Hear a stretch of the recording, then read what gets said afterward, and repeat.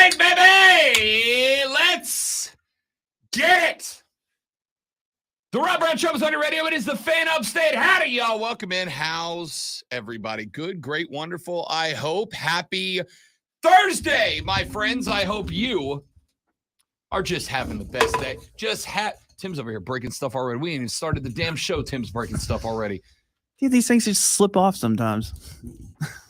They've been on here a year and a half. I ain't done that yet. What are you doing? I don't know. I keep grabbing the bottom of it anyway. Now we wonder why your hand's all jacked up. Jeez, man. I know, man. I've just been clumsy.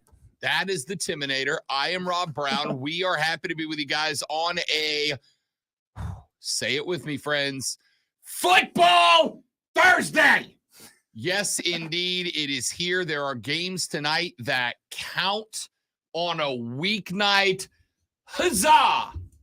As they would have said in like the 1700s. What a day. In Russia.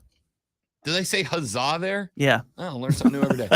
What a day we have lined up today, y'all. What a day on the show.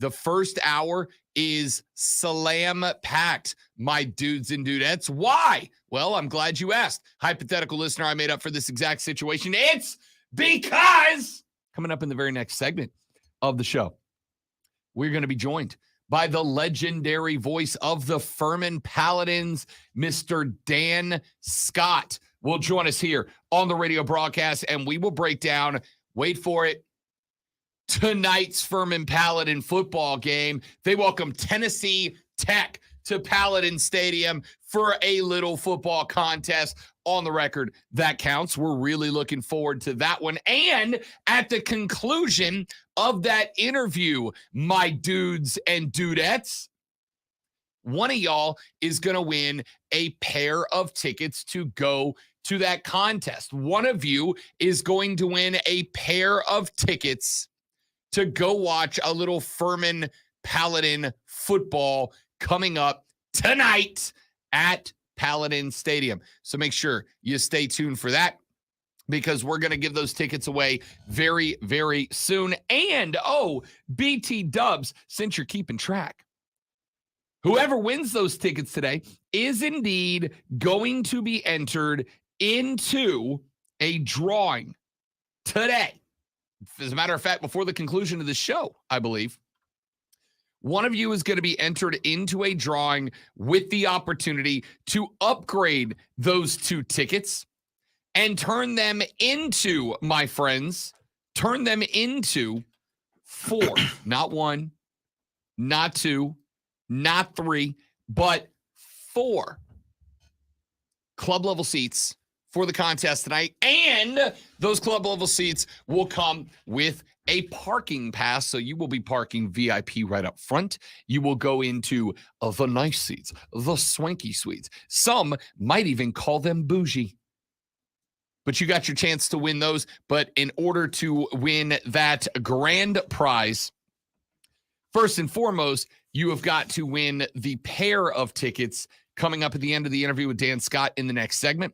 Then, shortly after that, Rashad Beard in the final segment of this hour. Rashad will join us, and we will be talking Carolina Panther football, because next weekend we get Panther football underway. Game 1 on the road at the ATL. We're going to talk with Rashad about his offseason wrap-up, some of the guys that have jumped out at him, who he likes and why, the roster cuts down to 53, et cetera, et cetera, et cetera. That's all coming up in this hour of the show. Next hour of the show, we're going to get some baseball in here. Why are we talking baseball, ladies and gentlemen? It is because of the fact that yesterday evening, the Atlanta Braves did something remarkable, and they did it before the conclusion of August. We got a whole nother month of baseball in the regular season, and yet the Braves have done something that is, frankly, shocking. I'm going to tell you what that is coming up later on in the radio broadcast, so make sure you stick around for that. And then the back half of the show, it's all college football, because we got games tonight, we got games tomorrow, we got games all day Saturday.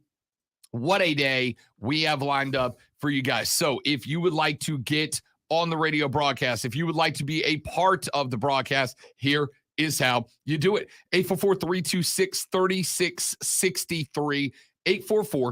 844-326-3663 is the number to dial to get on the air. The carpros.com text line is available for you. That number is 71307. 71307. Start your text with FAN, F-A-N, FAN, F-A-N, and we will read them on the air. You can tweet me or X me or threads me or whatever else you want to do on the computer devices at The Rob Brown Show. I'm there on Instagram. I'm there on Twitter. I'm there on Facebook, facebook.com/The Rob Brown Show. That's all the ways to get direct with me on the social media. And, of course, you can also get at everybody on The Fan Upstate at The Fan Upstate. So there's all the different ways to get in touch with the show. Oh, you can also email me. Why not give up my email publicly? rob.brown@thefanupstate.com. That can't go sideways, can it? rob.brown@thefanupstate.com. If you want to shoot me something that's a little more long format, but you don't want to come on the air with it, because inevitably every time I go out, somebody comes up to me and goes, you were talking about this the other day. I don't want to say it on the air, but email me, rob.brown@thefanupstate.com. Keegan says, welcome back, Bubble Guts. Glad the stream is up and running. The stream is up and running at The Fan Upstate on Facebook and on Twitter and on YouTube, or by getting at me on Twitch at The Rob Brown Show. So you can come watch the stream. I am glad to be back in the studio because I hated yesterday. That's not true. I hated the beginning of yesterday. I hated till about 2:30 in the afternoon because your boy was very heavily committed to one particular room in the casa. You feel me? I was kind of obligated to be in one particular room, seated on one particular seat for a much longer period of time than I wished to be yesterday. It ruined my day, but I will tell you this, and this was very nice. Yesterday, late afternoon, I kind of find I never really felt bad, Tim. It was just more along the lines of like, oh, this is happening. Yeah, it's like a, explosive. Yeah. A ticking time bomb. It's not that I felt bad. It was just that I really wanted to not stay in my bathroom all day. And unfortunately, it wasn't up to me. So anyway, I got done with that part of my day, fortunately for me. And when that part of my day came to its conclusion, I was sitting on the couch getting a little work done. We've got Burns Greenville coming up tomorrow. Pregame at 7, kickoff at 7:30. Available right here and only on the Fan Upstate. And I like to put in my prep work. When I show up for those games, I like to show up prepared. I like to show up knowledgeable. I like to show up knowing what I'm going to be talking about. And so I was sitting there doing a little research. I was getting prepared. I was looking up stats and names and numbers. And then a gentle knock came on my living room door, and I was like, oh, who is that? So I stood up. I took the risk. I waddled across the living room. I opened the door, and there in front of me was a gentleman in a Costco polo shirt. And I said, hello? And he said, yes, I'm here with your delivery. And I completely forgot. It slipped my mind until my guys showed up that last week from the Costco website, because welcome to 2023. I completely forgot that last week from the Costco website, your boy purchased a brand new 75-inch high definition 4K 1080p 75-inch television. So jealous. And yesterday, that 4K Ultra HD 75-inch television was delivered and installed in Rob Brown's man cave. Now, Did you install it or did they? No, they brought it and they set it up. I had to go through the process of like hooking it up, but like whatever, Yeah. I never wanted anything more in my life. All right. I didn't. The fiance got home and she's like, I am pretty sure you're more excited about this TV than you were about proposing to me. And I was like, well, the TV can't say no. You know what I mean? So with you, there was some nerves. That's true. I got it installed. I got it set up. Now I'm going to mount it on the wall. I'm going to get one of the, the wall mounts that kind of pulls out off the wall. I got to get one of those, but I got it set up. I got it installed. I got it on the legs. Then I got the Xbox hooked up. I got the extra HDMI that goes to my computer so I can use it as a computer monitor to game on. I got everything set up, and then I sat on the couch and I turned it on, and I turned on the Xbox, and I fired up last night a little Call of Duty. And do you know what happened when I started playing Call of Duty? What happened? I still suck, but I suck so much bigger now. I got to jump on with you one night. I am still terrible at it, but I'll I am carry terrible at it in so much more inches of television. It was an incredible experience. So the 75-inch showed up last night. It is hooked up, it is set up, and it is ready to go, ladies and gentlemen, because we got football tonight. Justin, and I forgot that I ordered it. I ordered it to be delivered yesterday so that it would be installed, set up, and ready to go for tonight, because we've got Florida, Utah, and a bunch of other games going this evening. Nebraska plays tonight, first game of the Matt Rule era. I had it delivered intentionally today so that it would be ready for tonight's football, so that it would be more not only ready, but it would be dialed in, and all the settings would be where I needed them to be for Saturday. Because it's not just a matter of plug it in, turn it on, watch football. You got to dial in the settings, right? You got to adjust the brightness based on the room. All right. You got to adjust the brightness set on the room. You've got to adjust the contrast. You got to make sure that your darkest blacks are saturated. You got to make sure that you do whatever you got to do to tune the edge burn out, right? There's a lot that has to be done to get this thing dialed in. It's not as simple as just plug it in and turn it on and start enjoying your football. I got to get it dialed in. So I spent last night getting it dialed in. I spent last night making sure that it was exactly where I needed it to be. It is. And tonight I get to try out the sports setting because it's got its own setting. You go to the settings page and you go down to picture, and it's like, what style of picture would you like? And there's vivid, and there's eco, and there's energy saver, and there's dark night and bright day and yada. And there's all these different ways that you can, all these different screen settings. And tonight, for the very first time, Rob Brown gets to make a run at the sports setting on the TV. And if you don't think that I'm beyond excited, you don't know me at all, dude. You don't know me at all. So the TV is set. We are ready to rock and roll. It is football season. Florida, Utah, Nebraska plays tonight. It is going to be a good one. And I feel like, ladies and gentlemen, we should probably, break down tonight's games, shall we? I feel like we should probably jump into tonight's games. So, coming up later in the show, we're going to do exactly that. But before we do, we are going to go ahead and run out to a break. And why are we going to go ahead and run out to a break? We are going to go ahead and run out to a break because coming up next on the show, the voice of the Furman Paladins, Mr. Dan Scott, joins us here on the radio broadcast. Why? Because the Dins play football tonight, my friends. Dan Scott, voice of the Furman Paladins, joins us this next very segment.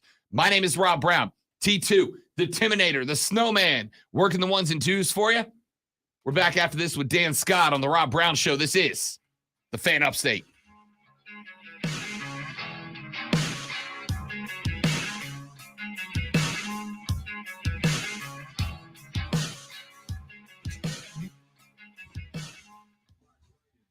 All right. Make sure the commercials are out of utility, please, Tim. Beautiful. Thank you, sir.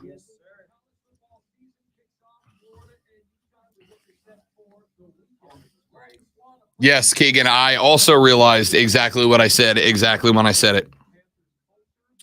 All right, dudes and dudettes, we got to step away while we get Dan Scott dialed up. We will be right back after this. We'll talk some questions. We'll talk with Dan. We'll talk some Carolina Panther football with Rashad. It's going to be a day. Don't go anywhere. Back in just a minute.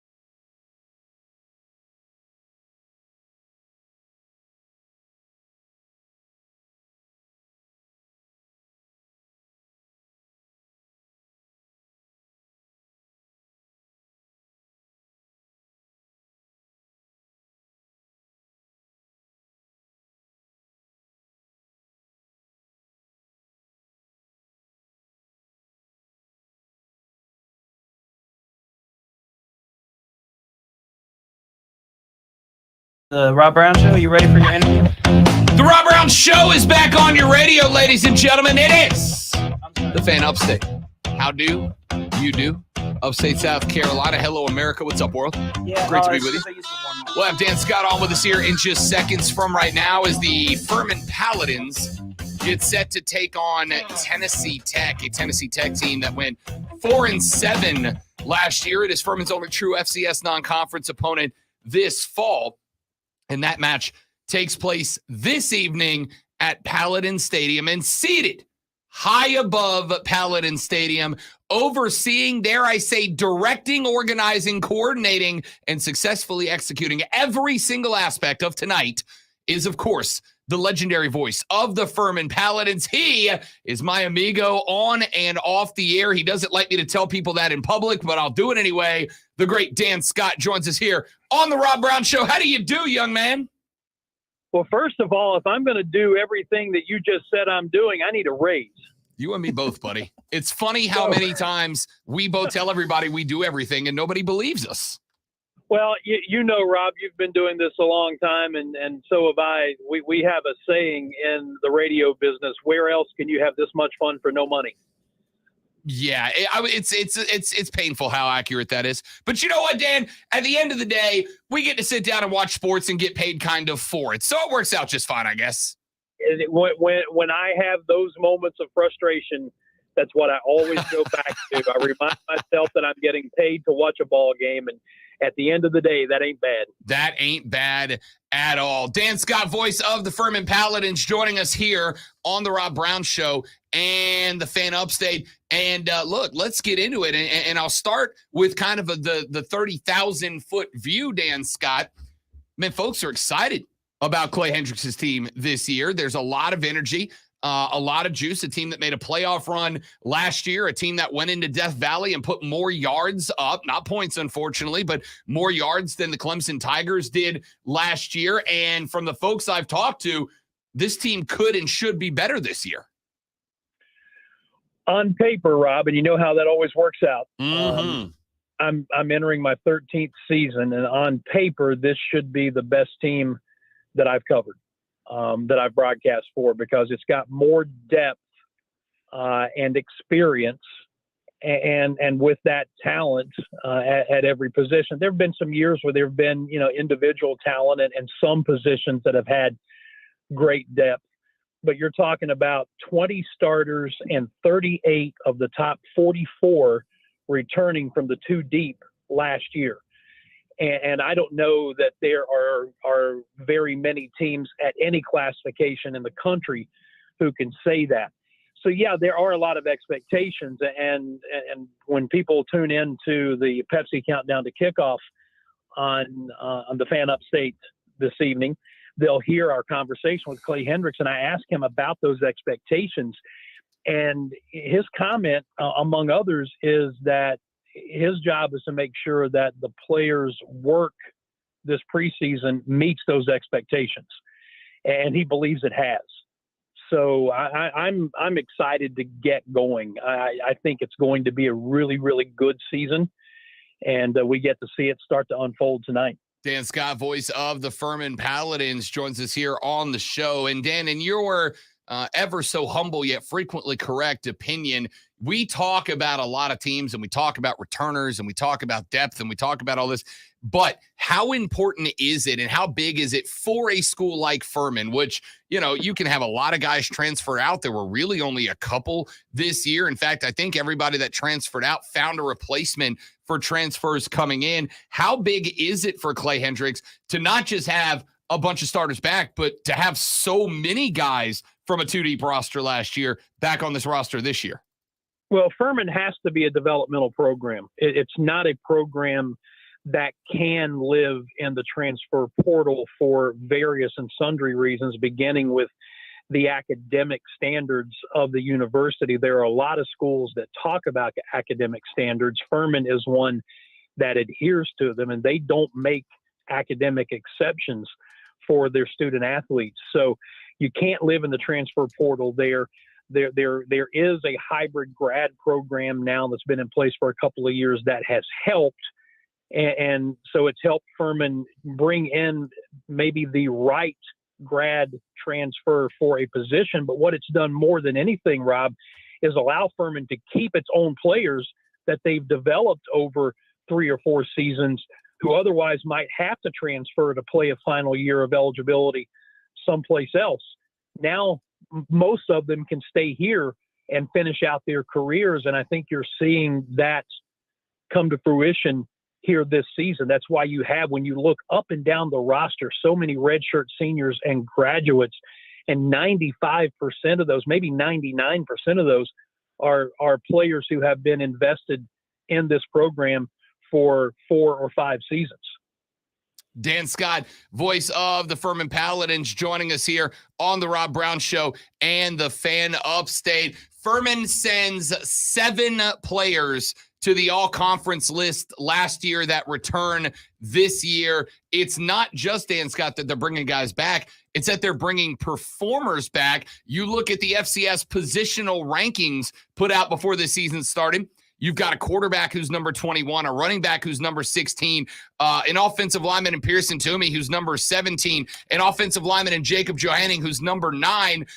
This team, for, if you want to use the word developmental, I mean, it's correct. I agree with you. But to be a developmental program that has stuck 7 players into the top 100 players in FCS football says that it's not just developmental, but it's a successful developmental program. And that's the key. And that's the groundwork that Clay Hendricks laid when he came back 7 seasons ago, knowing that that's how this program is going to have to be successful. And you've got to get players who are willing to buy into that, players who know that almost without exception, there are the handful of exceptions every year, but almost without exception, you're going to redshirt your freshman year. And you're going to then progress up the depth chart. And by the time you get to be a redshirt sophomore and junior and senior, that's when you're really going to be able to contribute to the program. Not every player wants to buy into that. And we see that at programs all over the country. Somebody loses a position battle in the spring or in fall camp, and they get their little feelings hurt, and they take off to go to some other school. They hit the transfer portal. For Furman to be successful, they've got to develop players, and they have to do that at a high level. And I think you've seen with the results last year, with what's coming back this year on paper, that's why this team is ranked 6th in the country preseason. Dan Scott joining us here on the Rob Brown Show and the Fan Upstate. Talk to me a little bit about this Furman offense. Tyler Huff at QB, a 2023 grad student who transferred to Furman last season after a very solid start to his career at Presbyterian. 68% completions last year, 2,199 yards and 15 touchdowns, but he also went for almost 700 on the ground as well. Are we going to see kind of a dual threat offense behind Taylor Huff this year? Well, what's interesting about Tyler is people forget that he, A, was coming off of an ACL injury when he came into the Furman program, and B, he came in the fall. He did not have a spring or a summer with Furman. So everything he did, he picked up basically on the fly last year and had a phenomenal season. And you saw in a nutshell why the quarterback position is so important at collegiate football, just like it is in the NFL. He went to offensive coordinator Justin Roper after the season and said, I want to improve as a pocket passer. So what does Justin Roper do? This fall during camp, he takes away his ability to scramble. When plays break down, he will not allow him to scramble and run. He makes him sit in the pocket and go through his progressions. Now, in game situations, obviously, starting tonight, the run is on the table. Yes, he will be a dual threat quarterback, but Tyler recognized he needed to be a better pocket passer. Justin's response to that was, okay, in practice for the next month, you can't run. Go through the progressions. And I think that's a brilliant move. I really do. And so we'll see how it all plays out. But that's the kind of kid that Tyler is. He went to his offensive coordinator after last season and said, I want to be a better pocket passer. How can we accomplish that? And Justin said, okay, practice, you're not going to run. I got to tell you, it's a pretty solid coaching strategy. You want to get better at passing? Don't run. That works out just fine. Dan Scott, voice of the Furman Paladins, here on the Rob Brown Show with the Fan Upstate. Let's flip real quick, Dan, and to the other side of the ball, and then we'll take just a minute to break this game down tonight. Defensively, the number 10 FCS scoring defense last year allowed just a tick over 20 points per game, and they bring back 10 starters from that unit last year. I'd ask about the defense, Dan Scott, but we've kind of already seen it. It's really incredible. The question is going to be really, how do you live up to what you did a year ago? Because not only were they top 10 in scoring, they led the nation in turnovers forced. And from a special team standpoint, which I kind of lean towards the defensive side of the ball, they blocked 10 kicks. So how do you improve on that? Well, Dwayne Vaughn says you just work harder, the defensive coordinator, and that's what they do. The thing that I take away from talking to coaches and talking to players over the last 3 or 4 weeks as camp has started, and you know, you can say all the right things and we'll know once the games start, but they've all said all the right things. Nobody is resting on what they did last year. And Clay Hendricks said something that I thought was pretty stark, again, in our pregame interview that people will hear later on this evening on the Fan Upstate. He said that they weren't good enough to get it done last year. And he told his team, because I asked him about balancing last year's success with the expectations. And he reminded them that they didn't accomplish what they wanted to accomplish, and that's win a national championship. They came up about 3 games short. So if that's the mindset going in, I expect a team that's going to be highly motivated when they take the field this evening. Time will tell, and we'll find out very early on, but they're all saying the right things. The only true FCS non-conference game on the schedule for the Dins this year is tonight, Dan Scott. So you've got that plus the additional pressure of it being week 1, plus the additional pressure of it being a home opener. Just your initial thoughts on this game tonight. I'm looking for Furman just to come out and do what it does. And by that, I mean, they're going to want to establish the run. They're going to want to get Dominic Roberto, moving and then be multiple. I tell you, watch this wide receiver group though this year, Rob. This wide receiver group is talented, it's deep, and it's got a chance to be special. They'll come out, they'll try to set the tone, be ultra aggressive defensively. Tennessee Tech's offense, you can expect maybe 3 to 5 gadget type plays. They like to do things like that. We don't know what we're going to see from the quarterback position. They've got one young man, a redshirt sophomore, who has been in the program for 3 years, but he's a former walk-on. They have the guy listed as number 2 in the depth chart, who's a JUCO transfer, who started his career at Iowa State, who just came in the fall, who's not as familiar with the system. How much are either going to play? We don't know. They have a running back who a couple of years ago was a 1,000-yard rusher at Montana. Defensively, their defensive coordinator was at Chattanooga with Russ Huesman a handful of years ago and went with him to Richmond. So there's some familiarity with what they're going to do scheme-wise. So I don't think anything's going to surprise Furman. I think it's just going to be a matter of going out, and I sound like a coach here, but it's just going to be a matter of going out and executing, doing what you do, setting the tone on the line of scrimmage on both sides of the ball. That's what the Paladins were so good at last year, Rob, setting the tone on the line of scrimmage.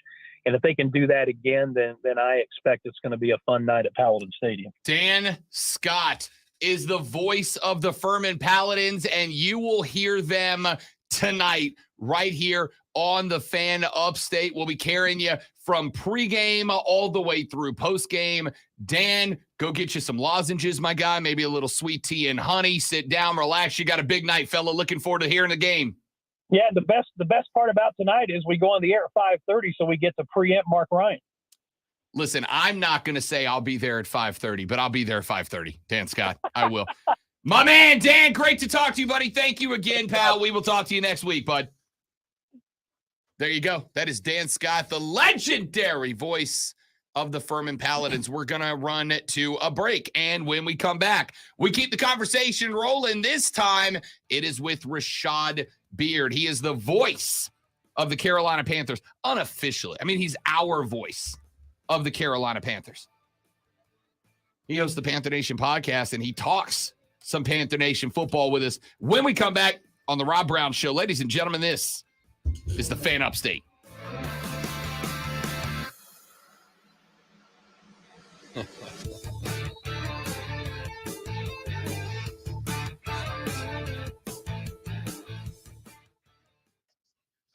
All right, guys, I'm going to step out again so we can get Rashad loaded up. We'll come back here in just a minute. Panther fans, stick around. Don't go anywhere. To the season ranked 6th in the FCS preseason poll. They're coming off a 10-win season.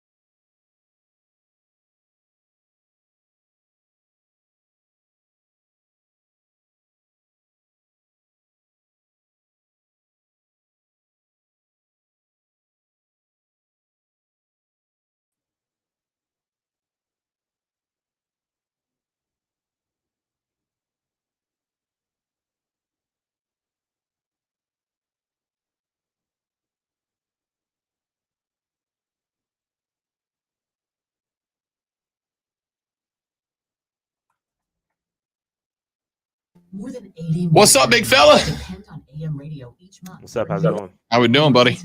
Pretty good. Here on a Thursday, college football Thursday. Feeling good. We'll get into some of the names. How you feel about the cuts? A couple of surprises. Yeah, a couple of surprises, but I think that it was due. Yeah. It was due. Rashad, are you hearing any echo or anything? Nah, sounds great. Okay, good. All right, perfect. Do you got my theme music ready? Oh, that's right. No, I'm joking. I'm joking. No, it's not joking. What is I it? don't know where he put it. What's it No, called? it's cool. It's cool. It's like it's a James Bond song. It's cool. I'm joking, man. It's all good. I'm not It's all Rashad. good. We don't play around here. It's not labeled James Bond. Crap. Okay. How you spell your name? Rashad, Rashad. No, That's what I probably- thought. Okay. Okay, he didn't put it in that way either. Is it Mission Impossible or something? No. Or no. Mission Impossible is. Here, do this. when Wrong we movie. are when we're coming back. You know which computer belongs to this? Okay. When we're coming back, don't play music. Turn the co-host mic on. Take it out of YouTube. Actually, no, leave it there. Screw it, I don't care. We're only gonna play it like 15 seconds. Okay. How far out are we? We are 30 seconds. Excellent. That's 800-948-9401. When a cold comes on strong, knock it out with Vicks DayQuil Severe for max strength daytime relief. Just one dose of Vicks DayQuil Severe. Got the tickets for Monday Night Football in the bank, Rashad. Yep, you're gonna see your boys lose. Shoot. First ballot Hall of Famer Derek Carr coming to town, baby. You just gonna run that bed? No used cars. I'd be jealous too, bro. Don't worry about it. I think I'm Go ahead. okay, bro. Real sports talk for real sports fans. The Rob Brown Show. 2, Now 1.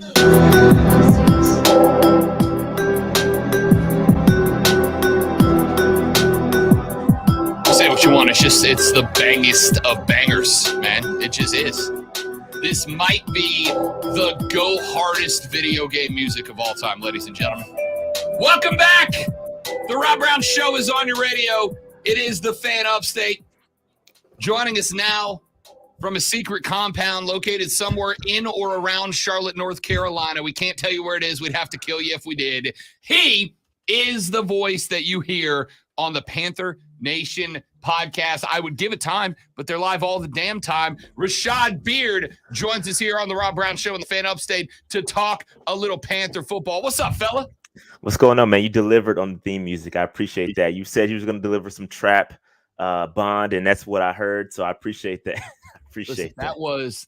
I went simple today. That was the pause music. Rashad, you're just a little bit younger than I am.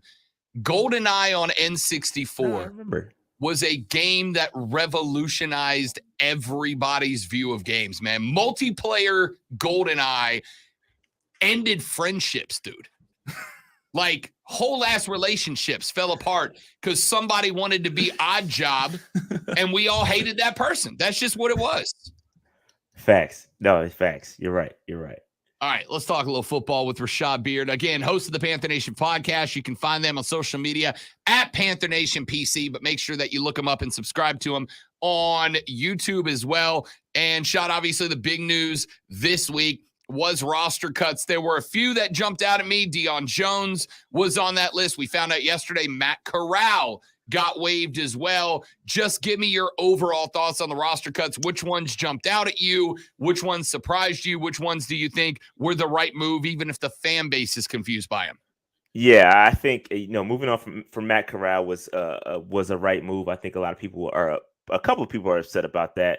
I don't think he got a fair shake, which I kind of made that determination as soon as he got drafted. This was going to happen to him, and that's just what it is when you have a lame duck coach that drafts a quarterback. And so unfortunate for him. It does suck for him, but that's the reality of the game.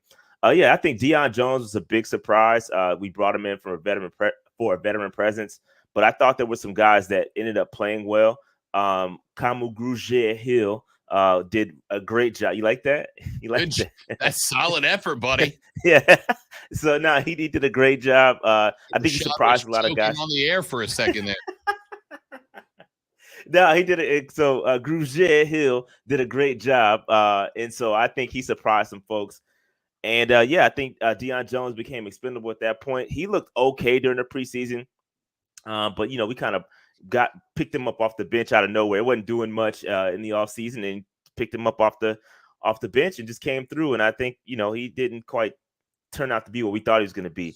Well, I think some of the bigger surprises for some of us, Brandon Smith, that's a guy that, again, out of Penn State, drafted him a couple years ago. He has all the athletic tools, but to me, I think he was playing out of position. He was pegged as a outside linebacker to me coming out of college. Moved him inside, and I just think he got lost in the shuffle, and I think he became expendable at that point. So Brandon Smith is a guy that I was surprised they cut. I didn't think they would do it. I kind of called it. I saw it happening, but I didn't think they would actually do it. Got him out of here. And then Shi Smith, I think it's another big surprise for a lot of people around here. He's a Gamecock. So I think, again, if I had to summarize this waiver cut and these 53-man roster cut, I would call it moving on from mid. I think that we really some of these guys we kind of overhype because they're Carolina Panthers and because we support them because they're Panthers. But at the end of the day, you look at what the NFL thinks about these guys. Those guys did get claimed. So they're mid, and at the end of the day, it is what it is. So I'm happy. I'm rolling. I like the guys we picked up as well. So I'm with it. I'm with it. Talk to me about Shi because we're down here. We're closer to Columbia than you are. We got a lot of Gamecocks in the audience, and a lot of us, and I'll say us because I'll put myself in this mix, really wanted to see this guy get there and thrive and succeed and make the 53-man. But I also said on the show earlier this week that there was never a point that Shi really stood out. There was never a point that he went, okay, I can see the future in this guy. And then you combine that with the fact that Shi is going to be, or as I should say, built to be, a slot receiver.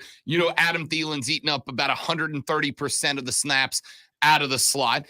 You brought in the kid from the Chiefs in the trade on cut day, who can be a kick returner as well. So Shi kind of lost that edge to stay on there. I hate it. It's unfortunate. I wanted the kid to succeed, but the reality is there just wasn't enough footballs to go around to justify eating up a roster spot with Shi Smith. That's how it feels to me. Yeah, and it's unfortunate because you brought up a great point, and people don't really realize this, but you have to make yourself valuable somewhere. And special teams is generally where that value comes from when you're a guy on the fringe like that. And Shi, it's not about opportunity because he had opportunity. There was plenty of opportunity, albeit with the prior coaching staff, but there was opportunity for Shi Smith to show his value. And when you bring in a guy like Bryce Young, you can't wait for guys to develop. You need proven guys so that Bryce Young feels comfortable, and Shi just never came along. And again, I think he had the opportunity to make himself valuable in special teams, and that just did not happen. So when you can't make yourself valuable in the slot where you're pegged to be, and then you can't make yourself valuable on special teams, at the end of the day, there's no room for you. And I do like this guy that we picked up from the Chiefs, Smith Marset. This guy has some juice. I mean, he can kick, punt return. And he's he's got some speed. He can play in the slot. I like this guy a lot. So it was an upgrade. And so at the end of the day, we're moving on from mid, getting better. I hate to say it. Sorry to all the Gamecock fans, but Shi was just mid. Hey, listen, I tell people all the time, when it gets to the NFL, I don't give a damn about your college affiliation anymore, right? Like if you went to my rival, but you make my team better, we're family, bro. That's just how it is. And the opposite is true, too. Just because you played for my school, if you can't make my team better, there's not room. And that's kind of what I think that is one of the major disconnects between college fans and NFL fans. And we kind of watched that play out this weekend. Let's go back to preseason game number 3. BY gets his first TD as a Carolina Panther. And I got to wonder if maybe that kind of unlocked a little bit of confidence that we have been waiting. Not that BY was lacking confidence, but to get the job done the first time, even if you have that confidence, can feel good. He looked a lot more comfortable, a lot more fluid to me in week 3. He looked a lot more, and this is what you wanted to see, a lot more week 1 ready in week 3 of the preseason than he did in the first 2. Yeah, offensive line protected him. That's key. Offensive line played well. And you can see what happens when he has time. The ball placement, the anticipation of the throw to Thielen, he put it right in his face mask. You can't get it. You can't have a better throw than what he did on Sunday in week 3 or whenever the game was. He did an amazing job. I like how he's progressing. He's getting all the playmakers involved. The chemistry between him and Mingo is still developing, but when it gets there, it's going to be problematic for the entire NFL. I think that mesh between those two is coming along, and I can't wait to see what happens. But I'm so glad we got a guy like Thielen to provide that veteran presence to help BY develop and feel comfortable. But again, like I said, it all goes back to the offensive line. And I think what's going to help him out even more that we have yet to see is a really, really good run game. We haven't seen Miles Sanders yet, and I firmly believe when you see we kept 5 tight ends, we're going to run the football a lot. And if that run game is on point, BY can definitely take his time and do what he has to do when it comes to throwing the football. I think it's going to be a very, very good, and we haven't seen it yet. We haven't seen the full breadth of this offense, so I can't wait to see it. I am interested in seeing that confidence and seeing that growth when he does have Miles Sanders behind him. And the whole thought I had, and by the way, Miles Sanders last week said he is 100% good to go for that week 1 game against Atlanta. What I'm interested to see is how Frank Reich and Bryce Young take the versatility of Miles Sanders into consideration in their offensive plan, right? Because Raheem Blackshear is a dude I think can be a running back you can trust to kind of flare out, catch some screens, run some wheels to pull linebackers and keep them playing laterally. But that's kind of what Miles Sanders is. He can run between the tackles, but he can get lateral as well. I think he opens up an aspect of this offense that Carolina either didn't have or didn't show in the preseason. And frankly, Rashad, I think it might be the most important part of the offense because it stops you from being able to key up on BY and take advantage of an offensive line that's still got some growth it needs to go through. Yeah, I 1000% agree. Miles Sanders is going to be a very, very big part of this offense. You heard Frank Reich say it as soon as he got here when they signed Miles Sanders that he's going to be an every down back. He's going to stay on the field. He's going to get a lot of touches. And I can't wait. I cannot wait to see it. You saw Miles Sanders do this his rookie year in Philadelphia. And I don't know what Philadelphia was thinking as things went along with him throughout his career at Philadelphia. They just stopped utilizing him in the pass game. And so I think that we're going to get back to that 1,000%, shades of, I'm not saying he's Christian McCaffrey, but I'm going to say shades of Christian McCaffrey. And I think he's going to catch the football. He's going to be able to, get those those short yard situations. He's going to be an every down back. And I think it's going to be a very, very big part to Bryce Young's development and how Frank Reich calls his play. So again, Frank Reich, you think offensive minded coach, you think a lot of passing of the football. No, Frank Reich, you see what he did with Jonathan Taylor. They're going to run the football a lot. They're going to incorporate him in the pass game, and I 1,000% agree with your assessment. Okay. I'm going to need you to clarify real quick. I need you to define very clearly what you mean by shades of Christian McCaffrey, man. Yeah. So when I say shades of Christian McCaffrey, style, right? No, I'm saying when I say shades of Christian McCaffrey, I mean the amount of touches. Like, so my opinion. I got worried about you for a second, bro. No. My opinion on Christian McCaffrey is that, listen, Christian McCaffrey is a great running back, but if you give a running back the ball as many times as Christian McCaffrey touches the football, there's a good chance that running back is going to produce. So when you touch the football 50 times a game, you're gonna put up some good numbers. And so when I that's what I mean by that. I think he's going to touch the football a lot, 20 plus times a game. And when you do that, the numbers are going to look similar to what Christian McCaffrey put up. I'm not saying he's as good. Okay. I got worried for a second. I thought you were telling me y'all found a new CMC and I was about to fly to Charlotte to fight you in your own parking lot, bro. No. Christian McCaffrey's a great running back, man. Great running back. Rashad Beard hosts the Panther Nation podcast. Follow them on Twitter at Panther Nation PC, but make sure you are tuned in to their YouTube. What you guys got coming up? Yeah, so yesterday we did an NFC South roundtable that just went live. So that one is out now. So go check that out. Me. Rude. So we got a group of guys, a group of content creators from the NFC South that we always link up. We've been doing it for about 3-4 years now, and it's always fun. A lot of shots being taken at each other. This is great. So check that out. It's really fun watch. Go to YouTube. Check out the Panther Nation podcast. I'm going to be on that damn podcast one day. I don't know what it's going to take, but it's going to happen. You will. Rashad, appreciate it, fella. We'll see you next Thursday when it's time to talk week 1, big dog. Absolutely, guys. Let's get it. There you go. Rashad Beard from the Panther Nation podcast. We got to run to a break. When we come back, the Atlanta Braves offense has done something historic, and they did it a month before the conclusion of the regular season. I'll tell you what it is when we come back on the Rob Brown Show in the Fan Upstate. This is Cole Bryson. Are you ready for the ultimate adrenaline? Yep, at Nebraska, Keegan. That is actually going to be talked about because it was electric, dude. Electric. All right, running to the restroom, kids, hitting the head, and then I'll come back and we'll talk about that.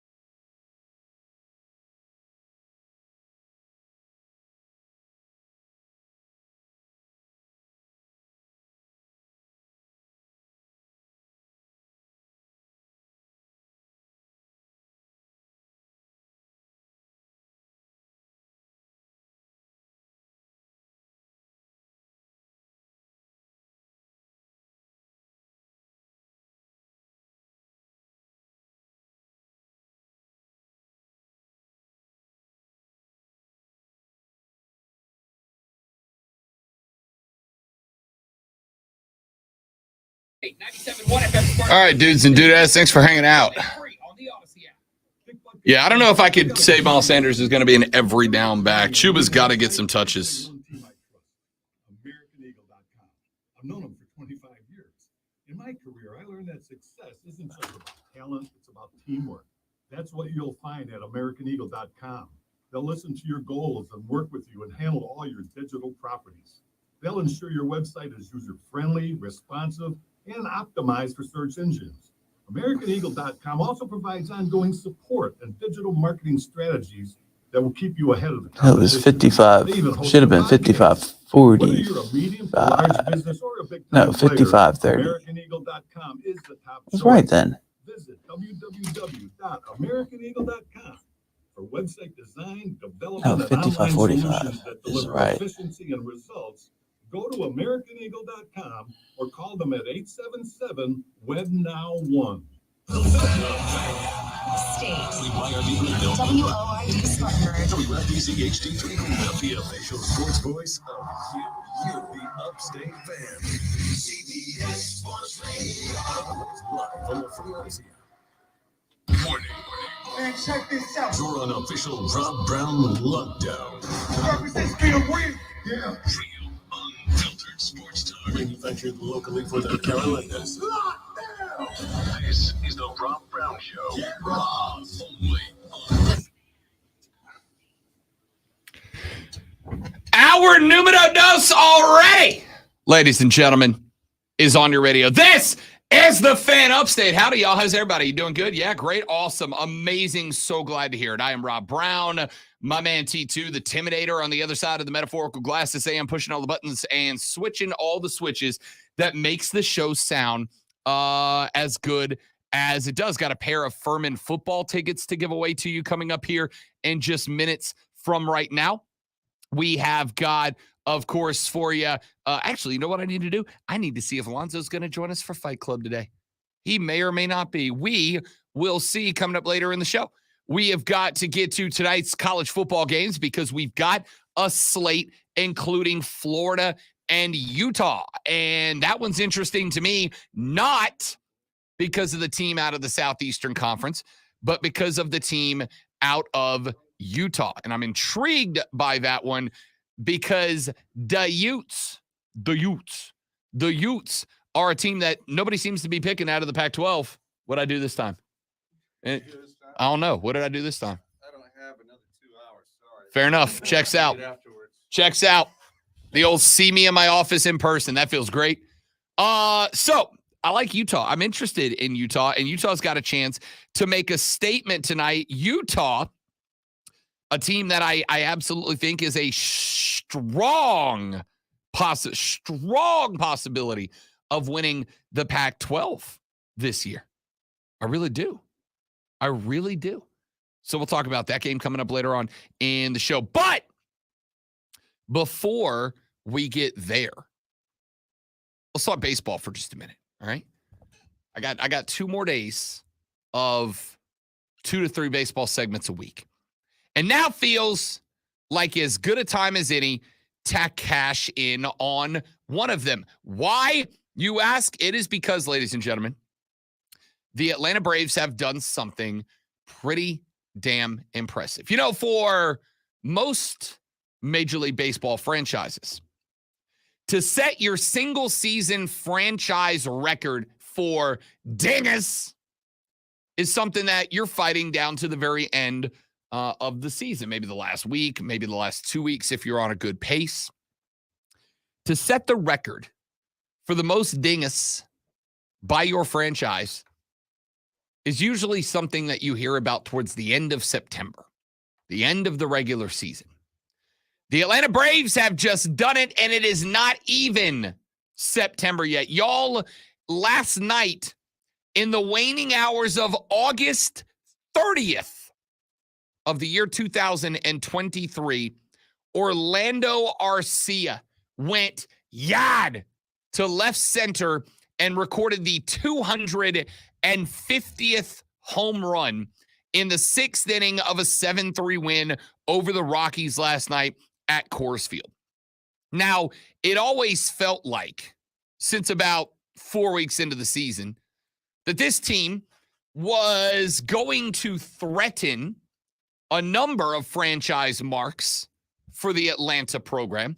It feels like, still to this day, it feels like the Atlanta Braves are going to threaten some longstanding National League offensive records.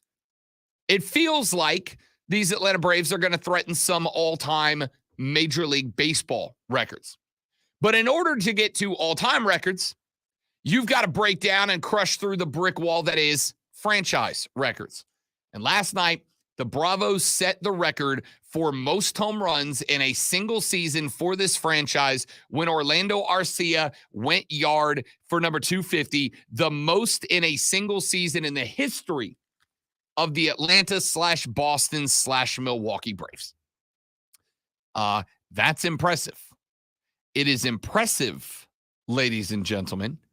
It is impressive because it's August, right? If this record fell like September 18th, September 21st, like that's pretty good, right? Got another week or 2 weeks left in the regular season. That's pretty impressive, to be honest with you. But it didn't. Y'all, this record fell before the beginning of September. Marcell Ozuna, Kelvin Pillar, and Orlando Arcia all went yard last night as the Braves started Darius Vines. The number 30 prospect in their pipeline got called up to go toss a game at Colorado. And that is not easy because Colorado is one of the most offensive-friendly stadiums in Major League Baseball. In fact, Darius Vines last night became the first to throw their debut at Colorado and hold the Rockies to fewer than 2 runs. He was very good. Of course, you can pitch with a little more confidence. You can pitch with a little less trepidation when your offense is out there clubbing. And the Braves club, I heard a stat at the end of that game last night. I don't know the exact number off the top of my head. The Braves played the Rockies 7 times this year. The Braves went 7-0 against the Rockies. Now, that in and of itself is not all that impressive because the Rockies are bad at baseball. They are 49-84. They are 13 points away from being 500. And they are 34 and a half games back of the Dodgers in the National League West. By the way, a Dodgers team that is now 83-49 and within 4 games of Atlanta. Dude, this NLCS could very well be played in Los Angeles and not Atlanta, as we've all felt very confident about. But we'll see. The Bravos on pace to win 106. The Dodgers on pace to win 101, maybe 102. And there's plenty of time left, and the Dodgers are playing good ball. They're 8-2 in their last 10, but the Braves are 7-3. It's not that far off.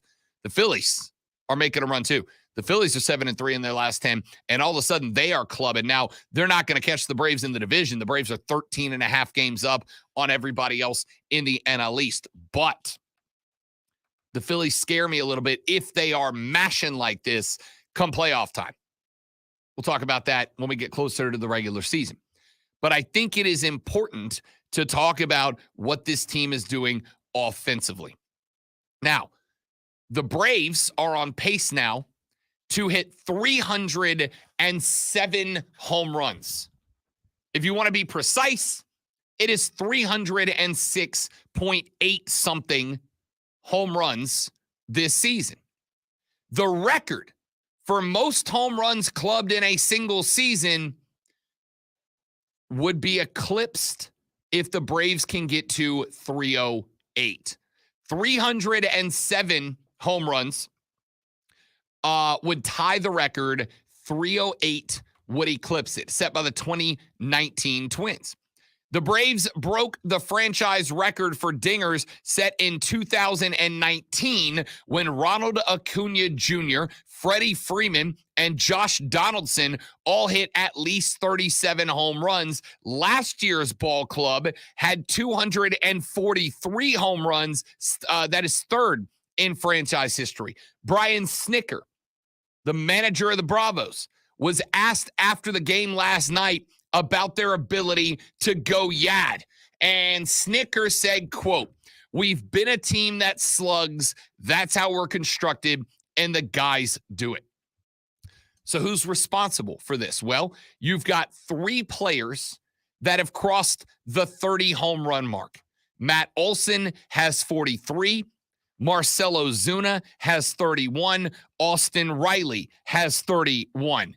There are 2 more guys that are threatening to get there. Ronald Acuna Jr. is sitting on 29.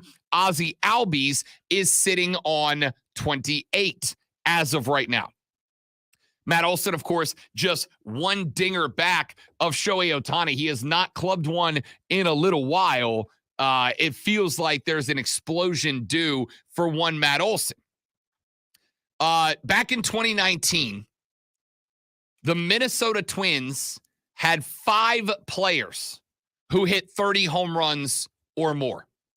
If Ronnie and Ozzie can get to that 30 mark, the Braves would join the 2019 teams as the 2019 Twins, as the only 2 teams in Major League Baseball history to have 5 players reach 30-plus homers in the same season. One of those Twins was Eddie Rosario. He and Sean Murphy both currently sit on 20 home runs. That means that if either one of them is able to race to 10 more home runs, the Braves could become the first team to ever have 6 players with 30 home runs. So this is intriguing, man. This is intriguing. But see, it's not just that for Atlanta. The Braves offensively right now are having one of the best years of any team ever.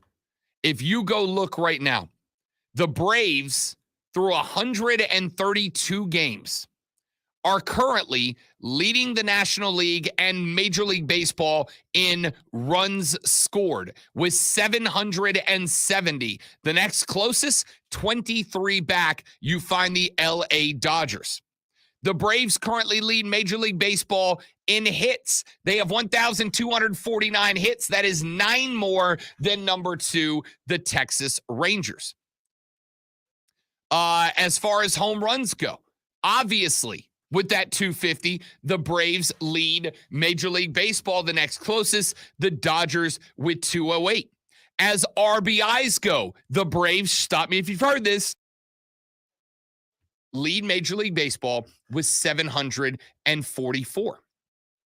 Basically, everything that the Braves can lead the Major League Baseball in, they do. So I think that's overall pretty damn impressive. Oh, that's right. They lead Major League Baseball in team batting average with a 276. The next closest team are the Rangers at 268. They lead Major League Baseball in on-base percentage at 345. The next closest team, the Dodgers, at 341. They lead Major League Baseball in slugging percentage. They are right at 500. The next closest team is the Dodgers at 460. And they lead Major League Baseball in OPS at 845. The next closest team is sitting at 801. And just so you are aware, the average RPI sits somewhere in the neighborhood of the low 720s. The Braves are at 845. That is a ridiculous set of numbers for this offense. A ridiculous set of numbers for this offense. Michael says they don't lead in stolen bases. That's Cincy. Yeah, that's true.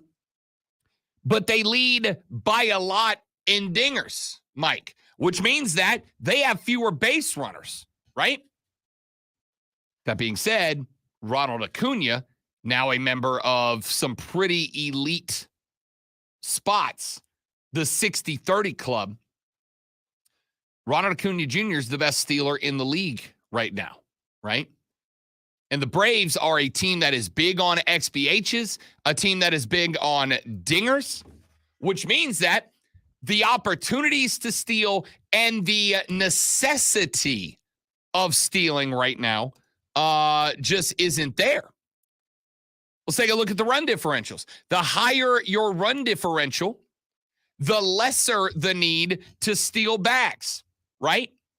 If you are winning games 7-3, like you did last night, you don't need a ton of steals. Check this out as far as run differential goes. Right now, the Atlanta Braves are plus 235 in run differential. They are plus 103 at home. They are plus 132 on the road. Just for comparison's sake, last year, the Braves ended the season at plus 169.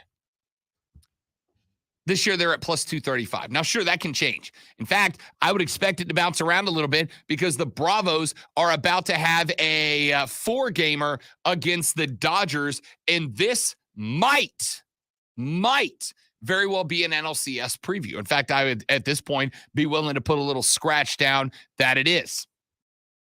The Braves and the Dodgers are going to play 4 games. The Dodgers right now, again, for comparison's sake, are 65 runs below Atlanta in the run differential. Atlanta 235, the Dodgers plus 170. The next closest team to Atlanta in the run differential is Tampa Bay. They are plus 186.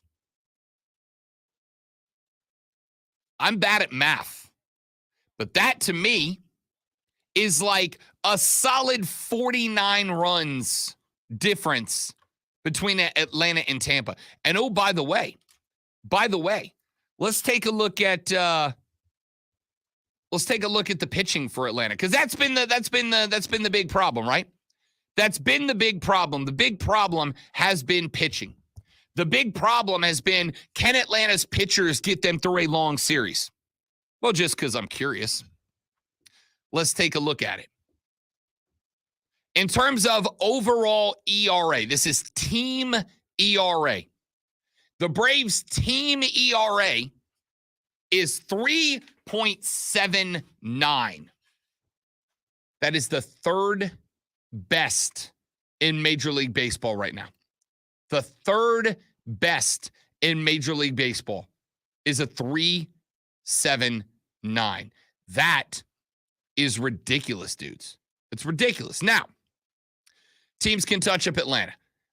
They are the third from the bottom in runs allowed so far. So they when they get touched up, they get touched up. All right. But I would say overall, the Braves pitching staff is surprisingly good. As far as it, now, I know not a lot of you guys love to lean on ERA, but it's an important stat. Allowed batting average. This is batting average against the entire staff, all pitchers considered. The Braves are 7th in the league, tied with the Padres at .239. The difference between they and the Rays, who are up top in first, and by the way, they're going to fall off because they've got some pitching injuries, but that's a different topic. The Braves are .08. Excuse me, scratch that. .08 behind the leader. They are at .239. The Rays are at .231 in opposing batting average. Batting average allowed to the other team. Again, that is a ridiculous number. All right? It just is. So, all that being said, it means nothing until we get to the playoffs. Because, as has been pointed out many times and will be pointed out many more, in the playoffs, good pitching beats good offense. In the playoffs, good pitching beats good offense.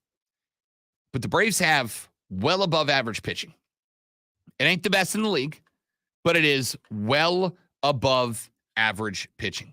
And they have the single most prolific offense in the history of this organization. They have the single most prolific offense in Major League Baseball this year. And they are going to threaten the 2019 Twins for perhaps the single most prolific offense in the history of Major League Baseball. If the Braves don't win the National League, I will say it as a disappointment, even with as good as the Dodgers, scratch that, even with as well as the Dodgers are playing right now. Couple of comments that you guys have sent in on the stream so far. My guy Brandon says NLCS starts tonight. First game tonight in LA of a 4-game set for the weekend. Huge implications. Go Bravos. We got all our horses for this one. Strider tonight. Matt Lanta waited for this series to unload some more bombs. Hopefully he is due. Free tomorrow. Elder Saturday. Uncle Charlie closing out Sunday. Praying for a sweep. Look, I would be Brandon in this spot based on how well the Dodgers are playing. They had one of the best August. The Dodgers had an August like the Rays had April. Just unbelievably good. If the Braves and Dodgers split this series 2-2, I'll be thrilled. If the Braves win this series 3-1, I will lose my mind. If the Braves sweep this series, you will not be able to contain me Monday. It may be a 3-hour Brave show if they sweep this series coming up on Monday. Let's see. Michael says, Ronnie Acuna better than Shohei Ohtani. Fight me. Ohtani may pitch a little better, except not now. No, he's not. You know I love me some Ronnie Acuna. You know I love me some Ronald Acuna Jr. Shohei Ohtani is the best baseball player I've ever seen. He's the best baseball player you've ever seen. He is the best baseball player this planet has ever seen. I will stand on that hill. I will die on that hill. And the fact that the Angels have decided once again to screw the pooch is nothing shy of freaking hilarious to me. James said, I won't be okay until the Phillies are dead. I got to tell you, here's the good news for Atlanta. As it stands right now, the good news for Atlanta in the National League is that you do lead the NL with an 87-45 record. The Dodgers are 83-49. The Brewers are 74-59 as a division winner, which means that right now the wild card race shapes up with the Phillies holding the top spot at 74-59, the Cubs holding the next spot at 71-62, and then you've got the Reds at 69-66, the Giants at 69-64, the Diamondbacks at 69-65, and the Marlins at 66-67. Those are the rest of your wild card teams. The Phillies have the best wild card record right now by 3 games over the Cubs. If the Phillies hang on to that spot, the Braves likely would not see Philadelphia until and unless they made it to the NLCS, which, fingers crossed, I would rather do it in the NLCS and let the Phillies, hopefully, let the Phillies bats cool off against top-notch playoff pitching than see them out of the gate. Let's take a break. When we come back, I got some more stuff I want to get to. We got college football to get to. We got to make some picks for tonight, both straight up and against the spread. 91,000 plus people clambered into a stadium last night. 91,000 people got together to watch a massive sporting event, and it was not football. We'll talk about that coming up and more on the Rob Brown Show and the Fan Upstate.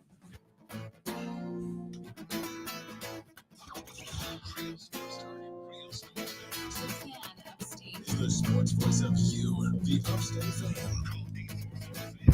That's 844-926-3663. The most football play-by-play all season.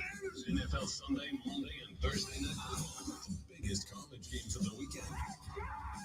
Herman Paladins and Burns Rebels play-by-play. Plus, the most compelling gridiron talk all week with Rob Brown 9 to noon and Mark Ryan 3 to 7 when it comes to football. I hope they can't hear that. Upstate 97.7 FM Greenville, 97.1 FM Spartanburg, and everywhere on the free Odyssey app. From the News Talk 98.1 Weather Center, here's the Carolinas' most trusted forecast on the Fan Upstate. Sunny today with a high of 85. Tonight, partly cloudy and low near 63. Friday, sunshine high around 80 degrees. Saturday, plenty of blue skies and sun high 82. Sunday high 88. I'm meteorologist Jennifer Wojcicki on The Fan Upstate. Currently, it's 77. The Panthers still have another week and a half before they open their regular season, but rookie quarterback Bryce Young showed that he's tracking right along on pace following the final preseason game. I'm Jim Zoki with a Panthers update after this. The only way to be your best self is with your best health. When you have a health partner who doesn't just treat part of you, they care for all of you. That's why more people prefer Atrium Health, because unrivaled care is easier, more accessible, and more complete than ever before, so that you can enjoy more of the moments you love. That's what it means to live meaningfully, to live joyfully, to live fully with Atrium Health. Panthers open their regular season in Atlanta on September the 10th, so there are still plenty of days to get in work before the games count in the standings.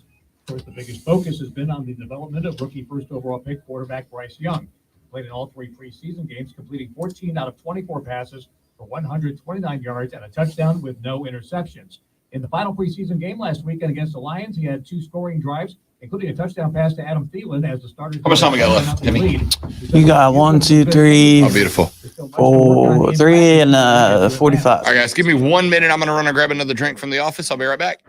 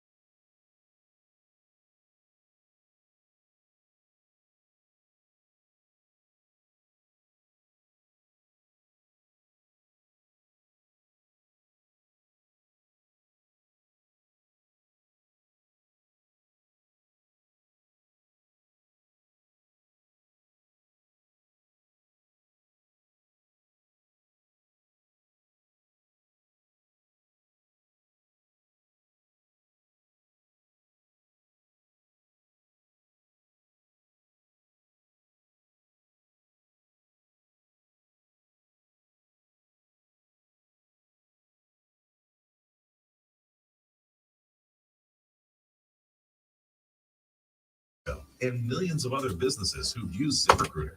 ZipRecruiter can help you find. I like that, Joey B. Little 10-to-1 action on the Bravos. I like that. I got him too. I got him at, I think I got him at 9-to-1, so I took him a little bit after you. Me and Andrew jumped in. I got $100 at 9-to-1. 9, 8, 2, 12. Not a bad bet either. The Phillies have figured out how to get hot at the right time, James, for sure. It's not an awful bet. Babbel's conversational method teaches you real-life words and phrases. And with Babbel's interactive bite-sized lessons, you'll remember what you learned. ¿Cómo te llamas? ¿Cómo te llamas? ¿De dónde eres? ¿De dónde eres? When you learn a language, you want to actually use it. Babbel is designed with that goal in mind. In just 3 weeks, we're starting to have conversations in Spanish. Estoy muy emocionado para ir a España contigo. Aw, he just said, I'm very excited to go to Spain with you. Nos vamos a divertir mucho. And that means we're going to have a lot of fun. Gracias, Babbel. Babbel, language for life. Celebrating 10 million subscriptions sold. Now try Babbel for free at Babbel.com. Just go to Babbel.com and start learning a new language today. That's Babbel.com. Babbel.com. Hey, Rob Bradford here. I have set out on a mission with my good friend at FanDuel to prove what I have known for some time. Baseball isn't boring.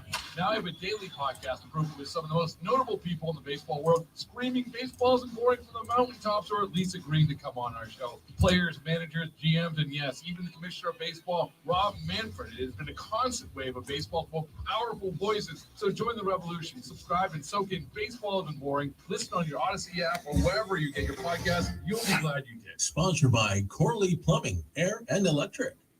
At Corley Plumbing, Air and Electric, we offer flexible scheduling to meet your needs. Call Corley Plumbing, Air and Electric today, or skip the line and book online. CorleyPro.com. That's CorleyPro.com. Always streaming wherever you are on the Odyssey app. Make the Fan Upstate a favorite.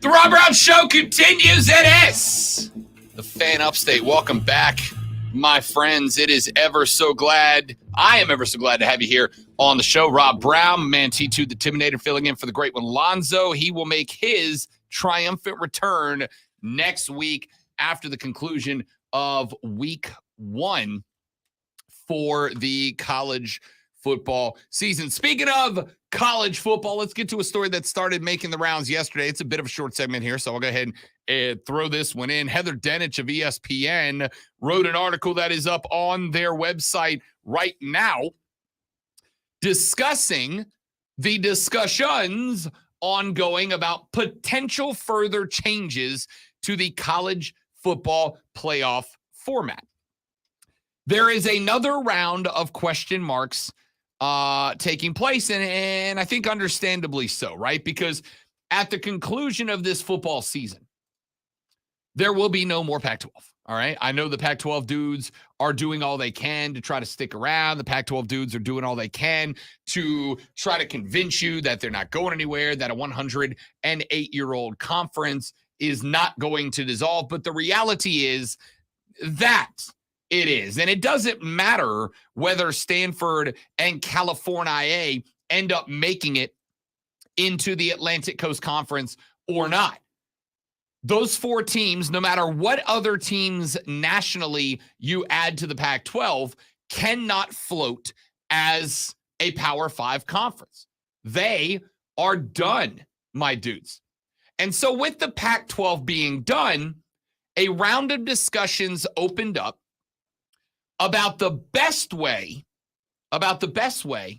to handle the playoff format, who gets in, who gets out, right? The current model of the NCAA playoffs beginning in 2024 includes the 6th highest ranked conference champions plus the next 6 highest ranked teams, which allows for all 5 Power 5 conference champions plus 1 group of 5 champion. However, if the Pac-12 doesn't exist anymore, which most of us think that it likely will not, then the question becomes, what next? So the discussion was that the CFP was considering changing the criteria to the 5 highest ranked conference champions plus the next 7 highest ranked teams. And the group also discussed the option, and honestly, this is kind of the one I like the most. Fight me, bro. The option of the top 12 teams. Just 12 at-large teams and the top 12 at-large teams getting into the playoffs next year.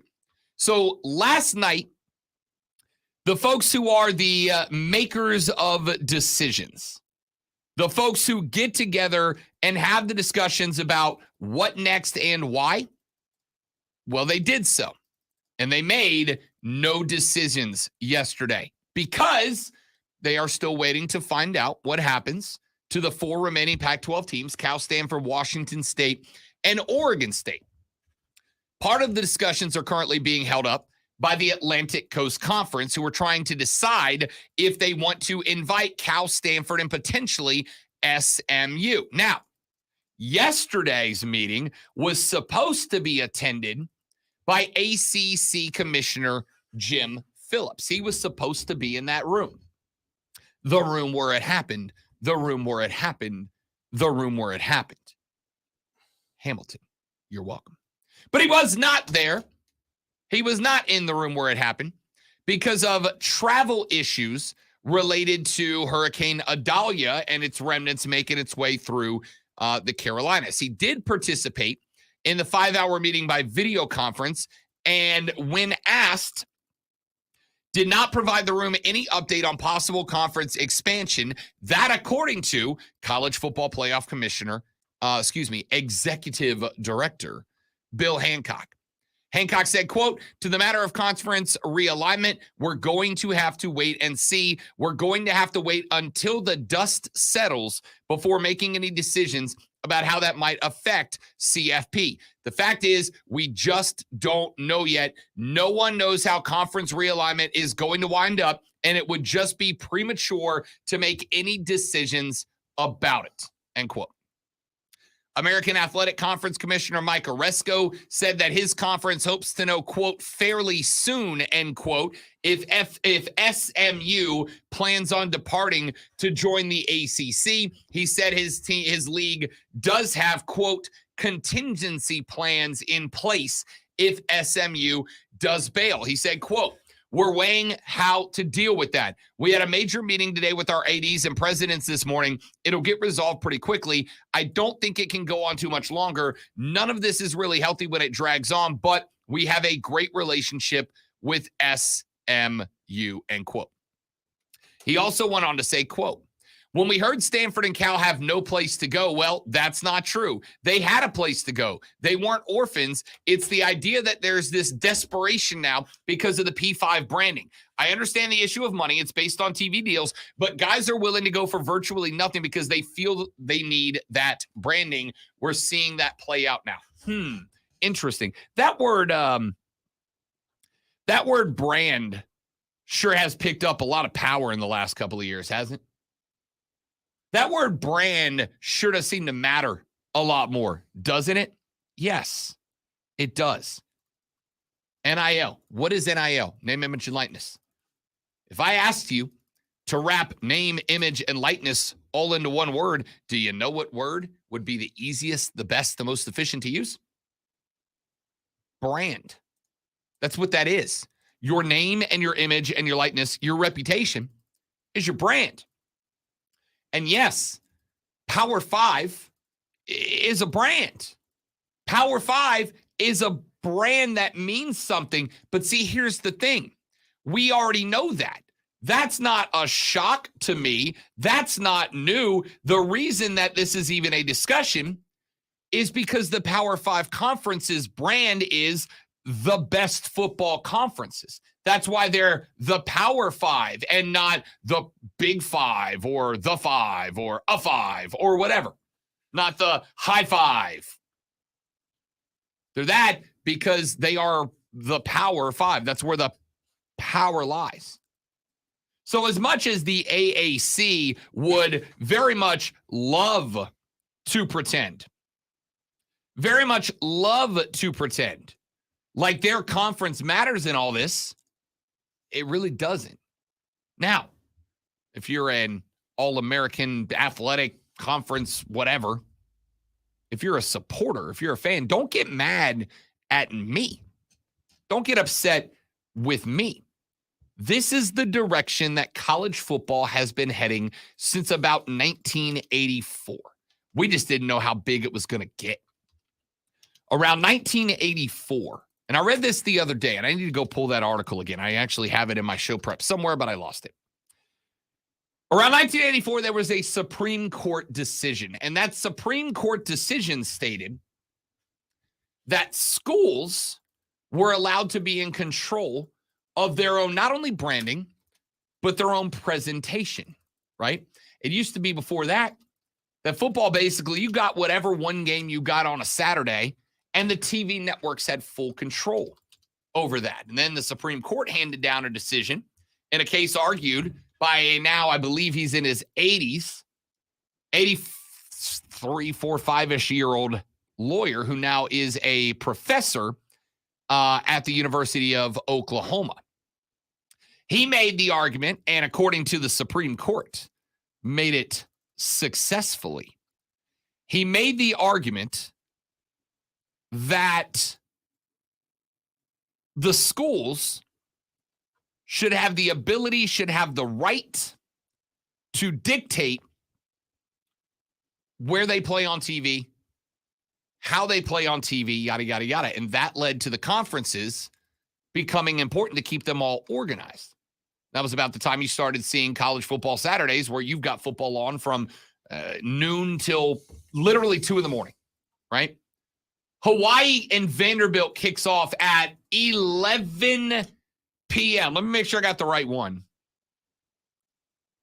But I believe that game kicks off at 11 p.m. Eastern Standard Time. Which means that that game is not going to end until 2 o'clock in the morning. That's unbelievable, dude. I am blown away by this. Sorry, not Hawaii, Vanderbilt. They played last week. That game was, by the way, Vanderbilt won that 35-28. They ain't there. Tonight, Southern Utah, Arizona State at 10 p.m. Saturday, Stanford, Hawaii. See, I'm only half an idiot. Stanford, Hawaii kicks off Saturday night at 11 p.m. from the TC Ching Athletics Complex in Honolulu, Hawaii. Around the mid-'80s was when this disaster, this collision course in college football was started. This was when it started down this road. So no one should be shocked. No one should be surprised. No one should be blown away by this. I've told you for a while. This is, whether you like it or not, the inevitable conclusion of a path that we were set down a very long time ago. The playoffs are happening not because it is the best way to determine a national champion. It is, but that's not the reason. The reason that it was set down this path is very simple. Because you get to play more games. And you get to play more games that all of y'all that have called and griped and said, oh, you know, I hate the direction that college football's going in, Rob. I hate the direction college football's growing in. Yo, I get it. I understand. But see, here's the fun part. You're going to watch every one of those games. You're going to watch them like your life depends on it. And you're going to watch them like your life depends on it because it's the best football. It is the best football that you can watch. It is the best football that you can put your eyeballs on. And that's what the Power 5 is. That's the brand that it is. It is why when the playoff 12 was set up, the Power 5 was able to say, hey, all of our conference champions deserve to go. Is it because they truly, genuinely, honestly want to make sure that their conference, no, it has nothing to do with their conference champions. It has to do with their not conference champions. Because here's the thing. Let's say my prediction is correct. And let's put it in the hypothetical world of a 12-team playoff. Georgia goes undefeated regular season 12-0. LSU, let's say, goes 11-1 in the regular season. Let's say they fall this weekend to Florida State and they don't lose another game the rest of the ride. And then we have the SEC championship game in Atlanta, Georgia. It's LSU versus Georgia. And let's say 11-1 LSU knocks off 12-0 Georgia. Both of those teams end up at 12-1. Making sure the conference champions go is just to make sure both of those teams go. Let's say it gets wilder. Let's say LSU loses 2 games. Let's say LSU loses to Florida State and Alabama. Let's say Alabama loses 2 games. And let's say Alabama goes to the SEC title game at 10-2. And let's say that team at 10-2 beats an undefeated Georgia. So Georgia ends up at 12-1. Alabama ends up at 11-2 with an SEC title. The reason they want the Power 5 champions in is so that 11-2 Alabama goes in as a conference champ, and they can still go, wait a minute, Georgia was 12-1 in the best division in football, the best conference in football. I want them in as well. Guys, every single decision that is made, is made for one reason and one reason alone.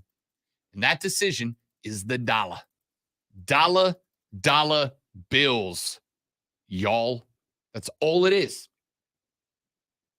ACC expansion, dollar bills. How do we stay alive? How do we make sure that we are still getting ours in the age of realignment?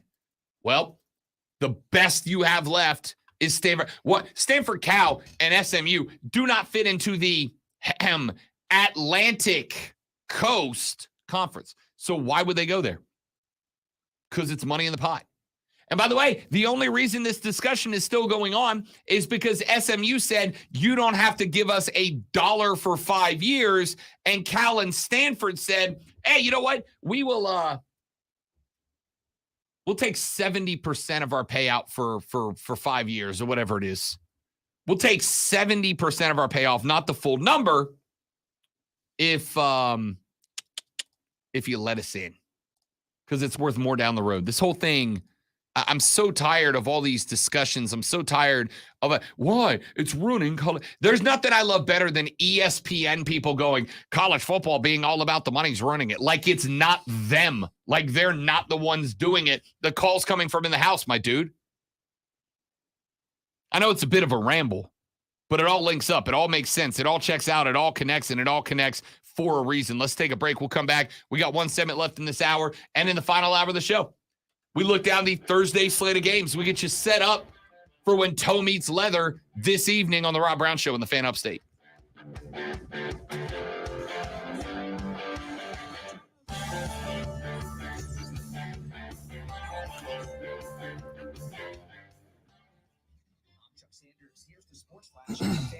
All right. Sample football opens the season tonight at home against William and Mary. It marks the first season of play in the CAA for the Camels. I know, I William pulled and it Mary up. ranks There it fourth is. overall in the FCS poll heading into the season. Number 6 Furman opens up the season at home tonight against Tennessee Tech. The Paladins enter the CAA this season. They went 10-3 last year. NC Central football opens up the season this Saturday at home. They're the number 9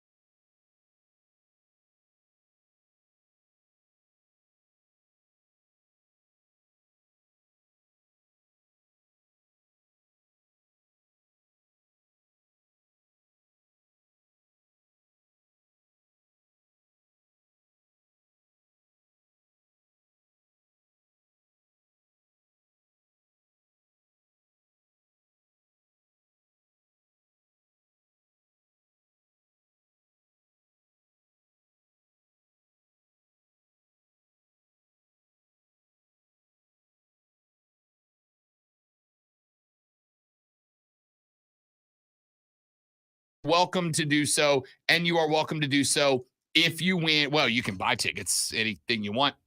But if you would like to win 2 tickets to go watch tonight's Furman Paladins game in Paladin Stadium, now is your chance. 844-326-3663. Let's take caller number 3. 844-326-3663. We're going to take caller number 3 right now. You are not only winning 2 tickets to tonight's Furman Paladins football game, but you are going to be entered in, because I'm good at math, with a 20% chance to win. 20% chance to win our grand prize. Our grand prize drawing is going to be 4 club seats plus parking passes to tonight's game. 4 club seats plus parking passes for tonight's game to our grand prize drawing winner. So go ahead, 844-326-3663. Winner gets 2 of them. Grand prize winner, there are 5 winners. 3 from offsides with Mark Ryan, 2 from offsides with Mark Ryan, 3 from the Rob Brown Show. And the winner of the grand prize drawing will get 4 club seats and 2 parking passes for tonight's game. So I believe Tim has our winner. We'll find out who it is here in just a minute from right now. Very excited, man. Football is back, dudes. Football is back. It has been too long. It is back right here in the upstate. We want to thank Dan Scott, again, the voice of the Furman Paladins, for joining us earlier in the show. Again, if you missed that interview, go listen to the first hour on demand. And yeah, man, it's awesome. It's awesome. All right. Coming up in the final hour of the show, it is football day in America, my friends. It is football day in America. We've got a slate of games coming your way this evening. I am going to give you some picks I like in tonight's games. I am going to give you some thoughts on the big games from tonight. Obviously, that big game, the one we're all going to keep an eye on this evening, is going to be Florida versus Utah. The Gators on the road out at the Utes at 8 o'clock. That game will be on ESPN. There are some other ones that are interesting. NC State at UConn. NC State's interesting, man. It feels like NC State has a chance to kind of disrupt the ACC a little bit. Again, I don't think they're good enough to win it, but I do think they're good enough to cause a little havoc. I do think they're good enough to throw a wrench into the system of some of the teams that do have conference title aspirations.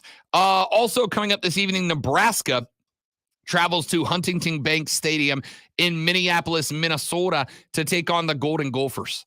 Minnesota will host Nebraska tonight. Game number 1 of the Matt Rule era is underway. We had the Matt Rule error in Charlotte. The Matt Rule era now begins in Nebraska when the Huskers take on the Golden Gophers. I'm intrigued, man. I am. As a matter of fact, this AM, we got a text from my boy Timmy V over with the Swamp Rabbits, big Nebraska guy, and he said the Husker train leaves the station tonight. It's on. So we'll see.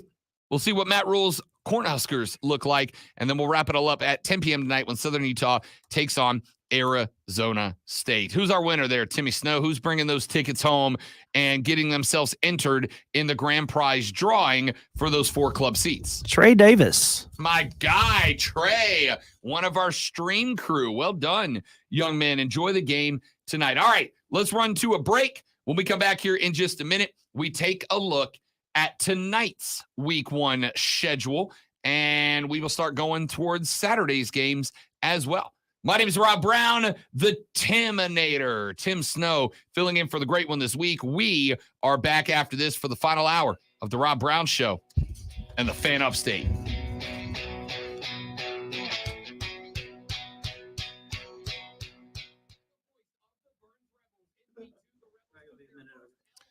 Hey, take us over no more. All right, guys, we're going to set up the break. We'll be back in just a minute. Don't go anywhere. I appreciate you guys hanging out. Sorry about all the breaks today. We've got some technical stuff we're working on, but we'll be right back.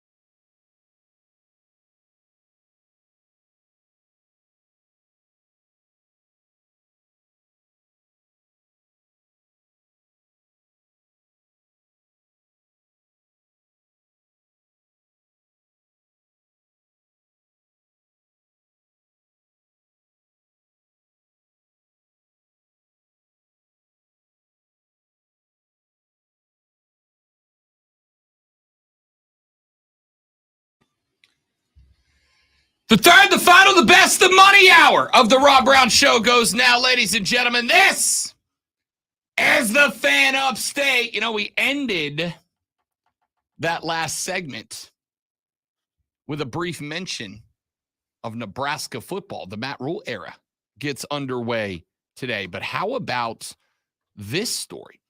How about the fact that, ladies and gentlemen, you don't have to like it. You do have to respect it.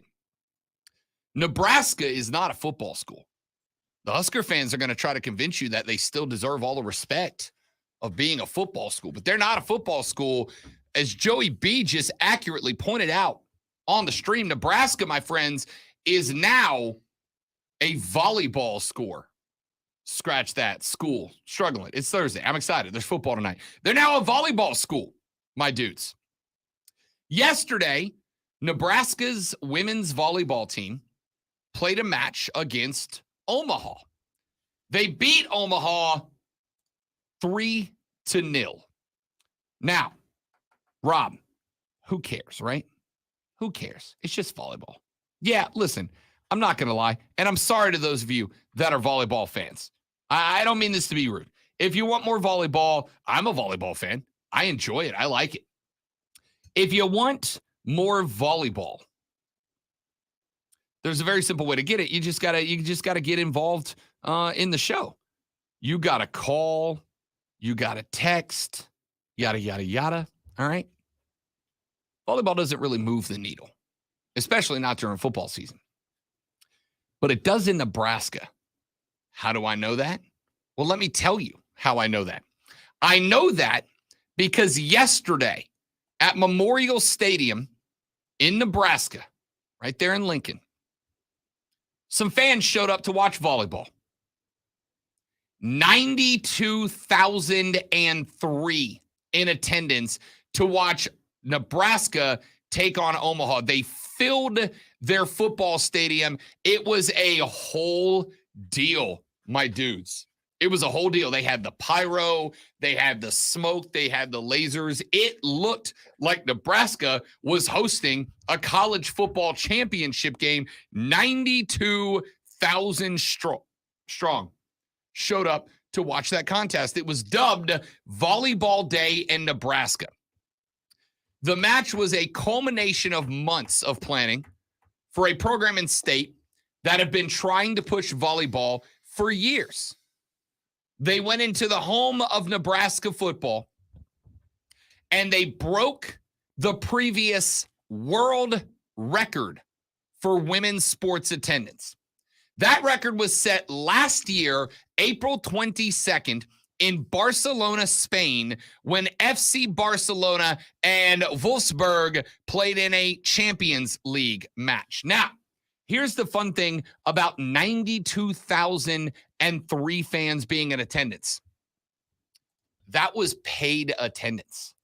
That was not open up the doors and just whoever's around, let them in.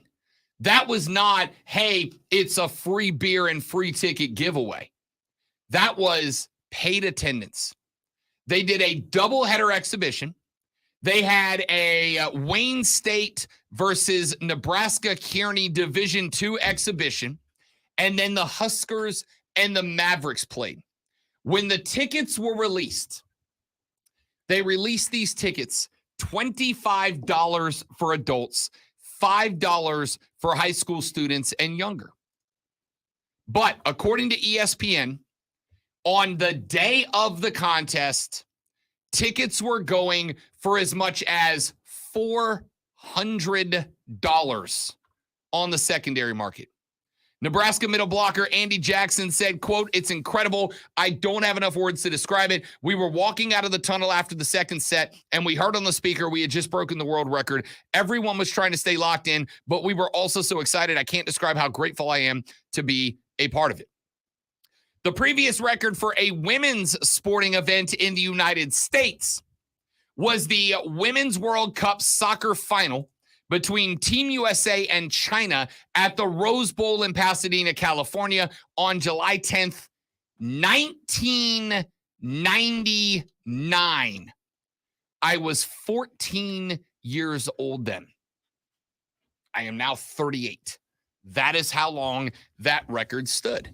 It was a landmark event for women's athletics in general. It was a landmark event for women's soccer. There are many people who believe that you can circle that on the calendar as kind of the beginning of not just the soccer renaissance in the United States, but of the women's football renaissance in the United States. Of course, that was the Lightning game where Brandy Chastain knocked in the winning PK and then went sports bra on the pitch in a poster that a lot of us had on our walls, hypothetically speaking, in college after that.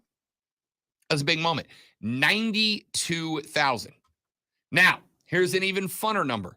Nebraska was also involved in the previous biggest crowd to see an NCAA women's volleyball match, the national championship match between the Huskers and eventual winner Wisconsin on December 18th, 2021 at Nationwide Arena in Columbus, Ohio, which was attended by 18,755.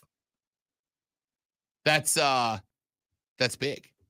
The previous regular season attendance for a women's volleyball match was back in September of 2021 when Wisconsin hosted 16,883. Last night, they packed 92,000 into the stadium. It was easily the largest attendance of any non-football game, with one exception that we know of right now.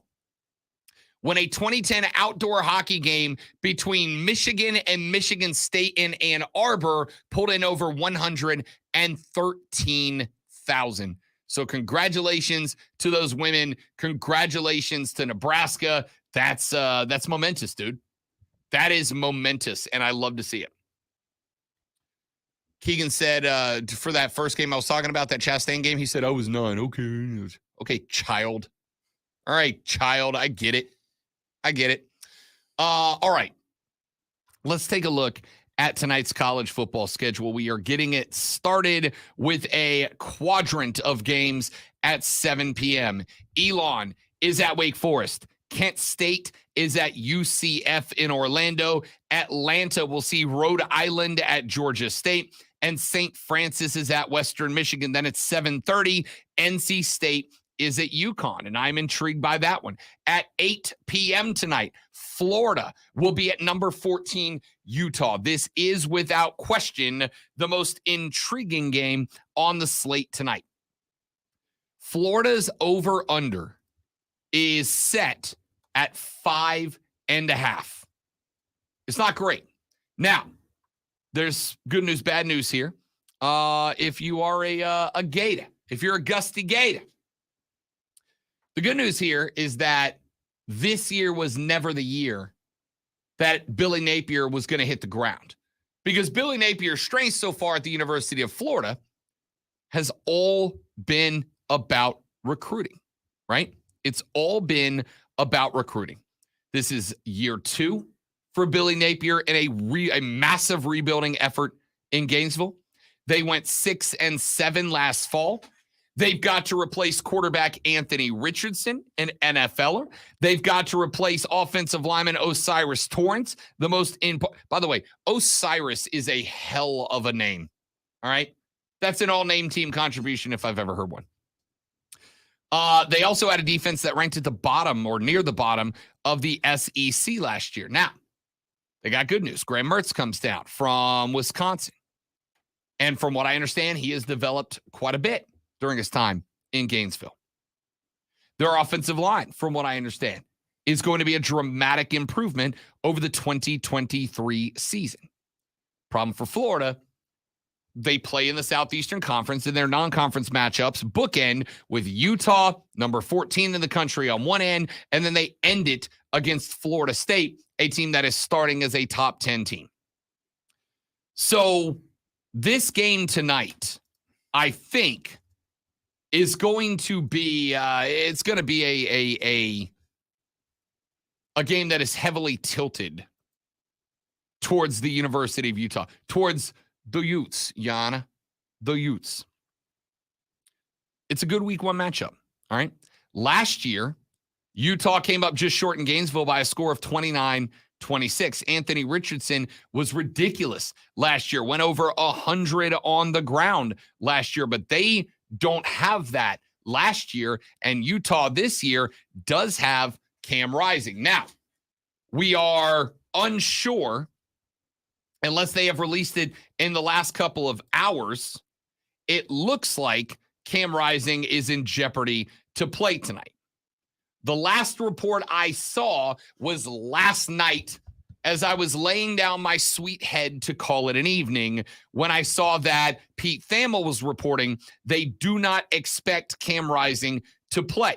He has been rehabbing a torn ACL that he suffered in that January 1 game against Penn State. He has been taking place in fall camp practices, but in a very limited role. If Rising can't play, Florida actually does have a chance to win this thing, and I mean that. Cam Rising is an integral part of what Utah is going to do offensively this year, right? So if he can't go, Florida's defense really does have the opportunity to kind of tee off a little bit. They have the opportunity to kind of get after Utah just a little bit. Now, is that going to matter? I don't really know. What I do know is that against Florida last year, Cam Rising went 22 of 32 for 216, added 91 on the ground, threw for 1, and had a critical red zone mistake in the closing seconds in a game that Utah, frankly, probably should have won. So Utah will turn to Bryson Barnes tonight. He is a he is a sophomore, I believe, 430 yards, 4 touchdowns to 2 interceptions on his career so far. They also do have redshirt freshman and third stringer Nate Johnson as a change of pace option. He is a 4-star recruit and a dual threat QB who had 1 passing TD and 1 rushing TD in spot duty as a freshman last season. Florida quarterback Jason Marshall is quoted as saying the Gators have prepared for all 3 quarterbacks. He said it hasn't changed anything. Sticking to the game plan. It doesn't matter who's back there. As long as we stick to the game plan, focus on the game plan, we should be good. I'm going to tell you, I kind of don't hate betting Florida to cover this. I'm not ready to jump on an outright win. All right. I think I maybe can rock with Florida to cover. The last I saw, and let me go check that line on you. Let me just make sure I'm not using an old line, because with that news of Cam Rising taking a seat, that line may have changed, and it did. And it did. Utah is -4.5 tonight. I don't know how much the environment matters, okay? You're in Utah. You're not going to have the most liquored up crowd in the world for a evening time kickoff. But the Utes are excited. They are a top 14 team. They are, as I have mentioned, in a very, very good place to potentially ultimately win the Pac-12. Remember last year, they beat USC in the regular season. USC got a chance to avenge that in the Pac-12 championship. Everybody thought they were going to. They did not. Utah got them back. It's a good team. But without Cam Rising, that's a big blow. And that line walked down.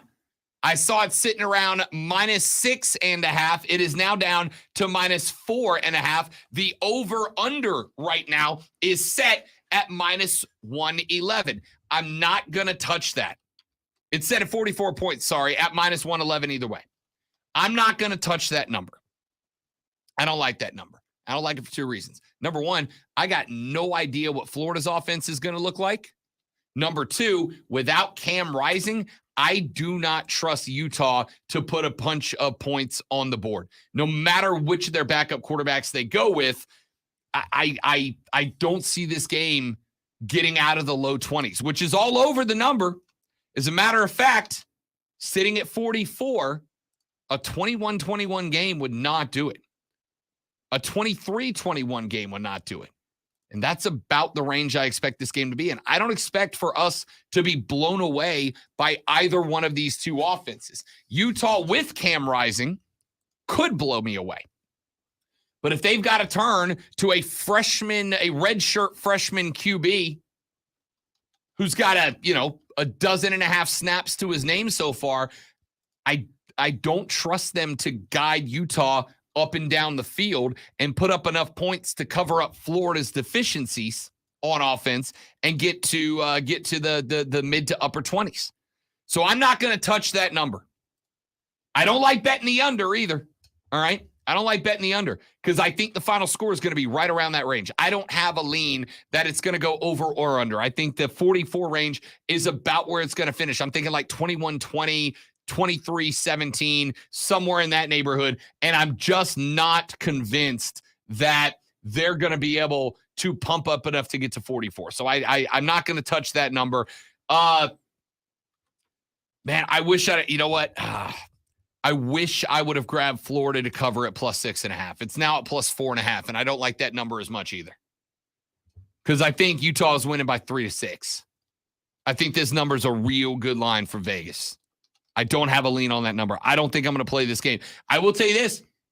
If you think without Cam Rising that Florida can get the outright win tonight, they are +165 on the money line.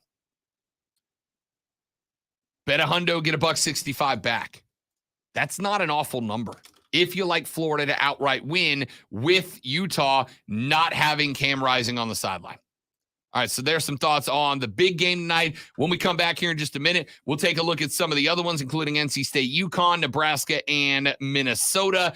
And then we'll start looking ahead to tomorrow. We've got the Confusion Bowl, Miami versus Miami. That one's at Miami. I predict Miami to win. You're going to hear that joke 100 times tomorrow, and I'm so sorry about it. Louisville's at Georgia Tech. Stanford at Hawaii tomorrow night at 11. And then tomorrow, we go Saturday football. Start to finish, top to bottom, beginning to end.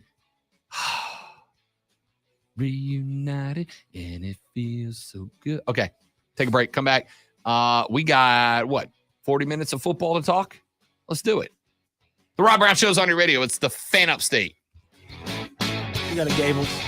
All right, guys, got a live read right here. Stay right there. We'll be right back.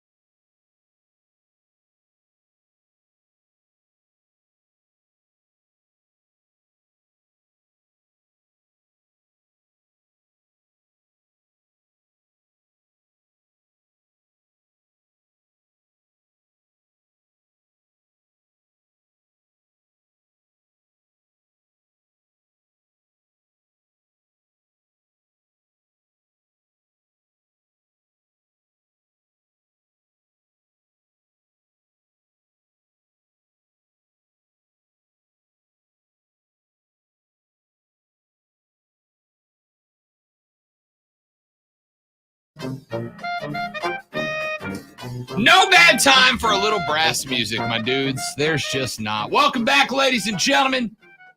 The Rob Brown Show is on your radio. It is the Fan Upstate. Rob Brown, the Timidator, filling in for the great one, Lonzo, who will make his triumphant return to the show coming up on Tuesday, because I keep forgetting we are off on Monday. It is officially Labor Day, or as we all like to call it, recover from a college football hangover day. All right? This might be a 2-dayer. We all need a few extra hours. We get it on Monday. So we will be off on Monday, and we will be rejoining you with our usually scheduled Rob Brown Show on Tuesday, and the great one will make his return on that day. All right, a few more stories I want to get in here before we get out of here for the day. Let's see. Where do we want to go here? I got a bunch of stuff, and we need to fit it all in at the end. All right, here we go. Kirk Herbstreit has made a comment about Clemson, and I find it very interesting. Here's what I will say I find very interesting about Clemson. I think Clemson's going to be good this year. I do. I think Florida State's going to win the Atlantic Coast Conference this year. I think Florida State is in a very unique position. I think Florida State has maybe the most talent in the ACC for the first time in a very long time. I don't think it's like worlds ahead of Clemson, which is why when I turned in my Power 5 Conference champions list,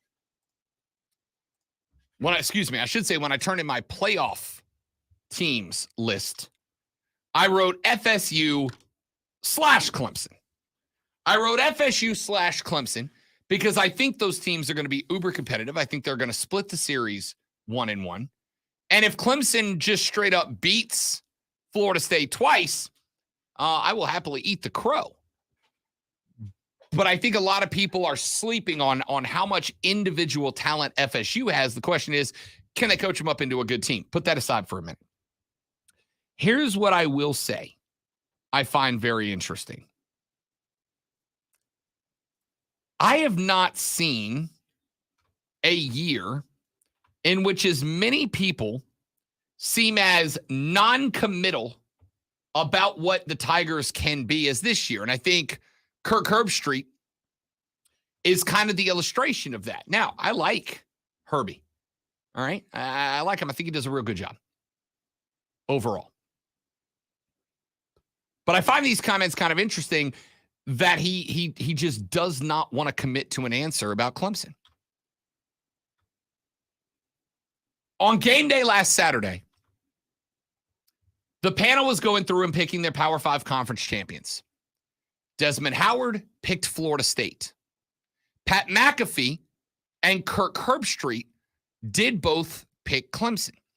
But when asked about why he picked Clemson, Herbie said, quote, "I think Clemson will feed off this energy around. Is it over? Is the rain over? Is it behind them? Is Dabo's best behind them?" You know, he's like, thank you. Just keep saying it. Keep bringing it. Here's the reality.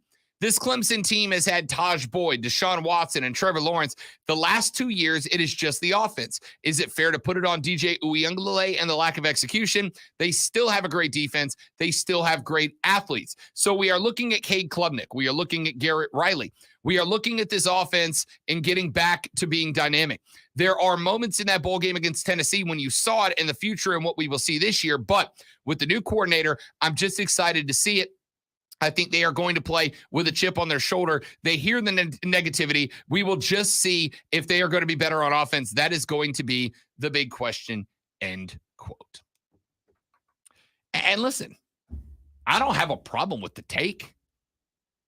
I frankly think he's spot on with the take. I do think a chunk of it is concerns about the offense, right? And as I pointed out to you guys a number of times, I don't think it's unfair to ask questions, right? Because a lot of the comments about DJ sound very similar to a lot of the comments about Cade. And you got burned. You got burned with that situation. It happens, okay? But I don't think it's unfair to say anybody that's sitting here still asking questions about Clemson and about if Cade Klubnik is going to be the guy is wrong or is a hater or whatever else. Last year, Clemson defensively was good, but we expected greatness defensively out of that team. Now, I think it's absolutely fair. I think it's absolutely fair to discuss the fact that there is needed context around last season. There were a lot of games where the offense was stalling out. There were a lot of games where the offense was slowed up a little bit, where the offense was not getting or not maintaining drives. And so the defense was being asked to play a lot of extra snaps last year. But defensively, they were good, not great. So the question mark is going to be, will the offense this year be able to maintain drives? Will the offense this year be able to stay on the field? Will the offense this year be able to hold on to the ball, extend drives, and allow the defense to take a breather? I would hope so. Against Notre Dame, 35 points in that L last year.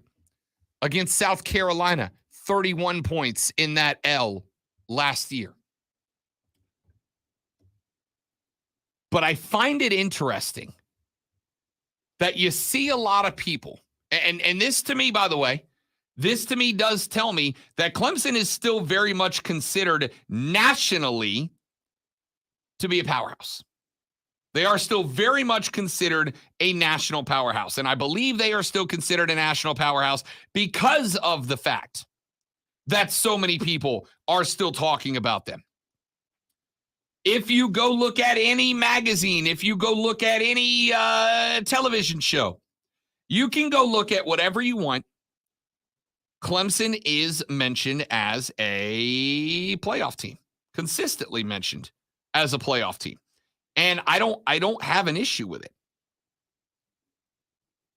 All I'm saying is that I see them talked about, and I see very few people that are willing to commit to what this team is going to be. I've told you what I think they're going to be. I think they're going to be good. I think Florida State just has a little bit too much talent this year, mainly because they've got a bunch of individual skill position players. There is a very good chance that Mike Norvell cannot take all of that individual talent and coagulate it into a good football team. We will find out.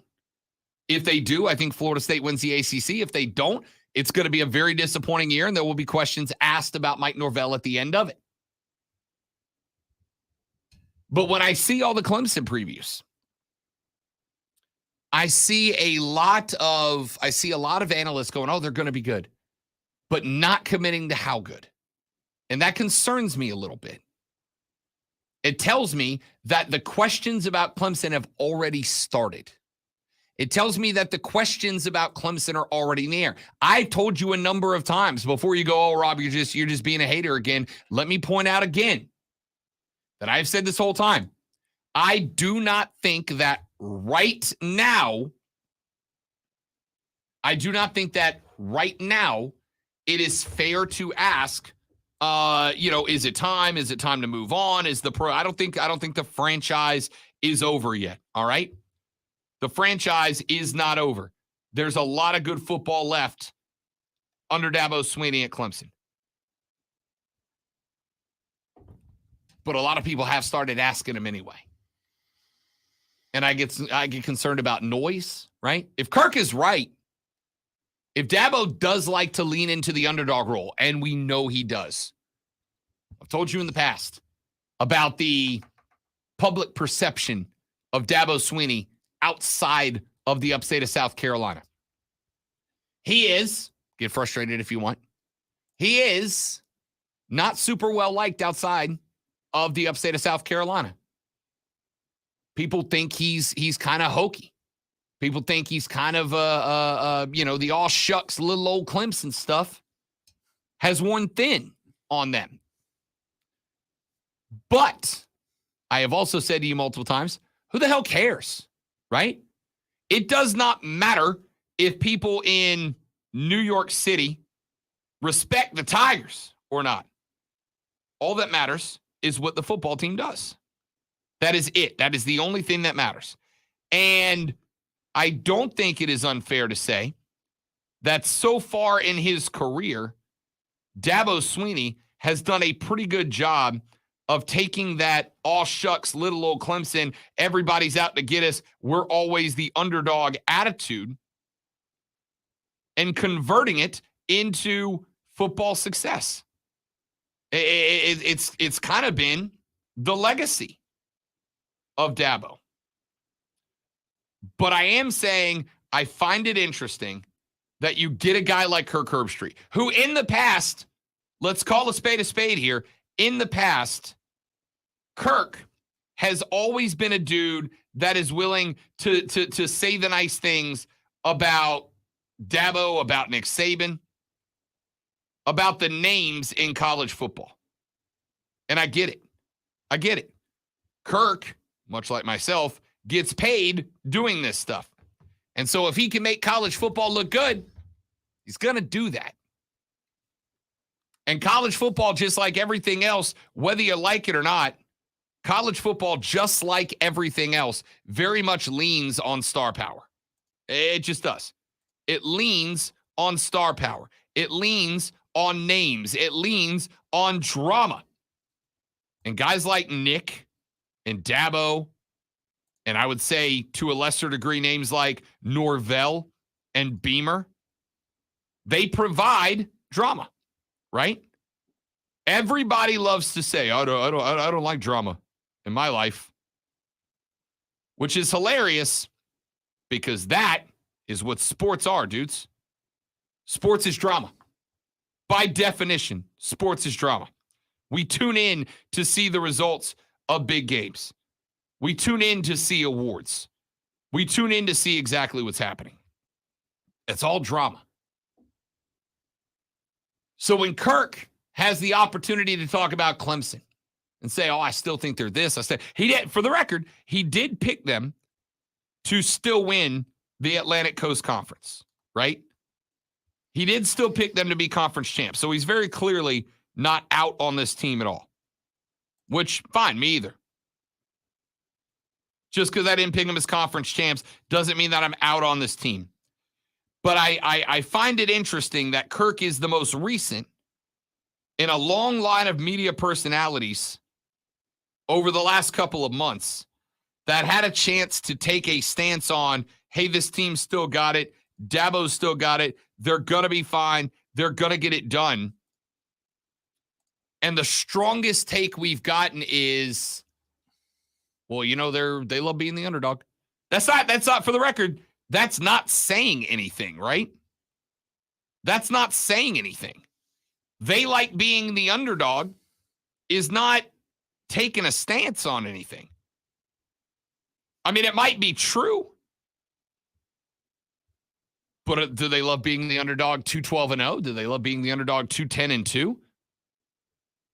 I don't know, man. I just find it interesting that for a team that is, I think, going to be very much in the mix, right? And when I say in the mix, I'm talking for the playoff, not just the ACC. As I said earlier, I think the winner of the ACC, and I've got it being FSU, but I think the winner of the ACC is college football playoff bound. I do believe that. But I'm not asking, are they in the mix? I'm asking, how good are they going to be? And there's just a lot of people who will not take a position. And I wonder if I am reading too much into this or if there is something to be said about that. 844-326-3663 is the phone number if you want to jump in here before we call it a day. Text us on the carpros.com text line at 71307. Hit us up. We got to take a break. When we come back, we ask what the X is going on, and then we are done for a Thursday on the Rob Brown Show. Ladies and gentlemen, this is the Fan Upstate.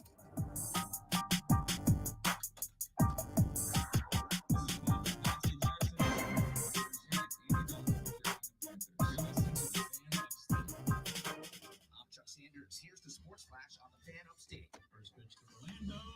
Launched on that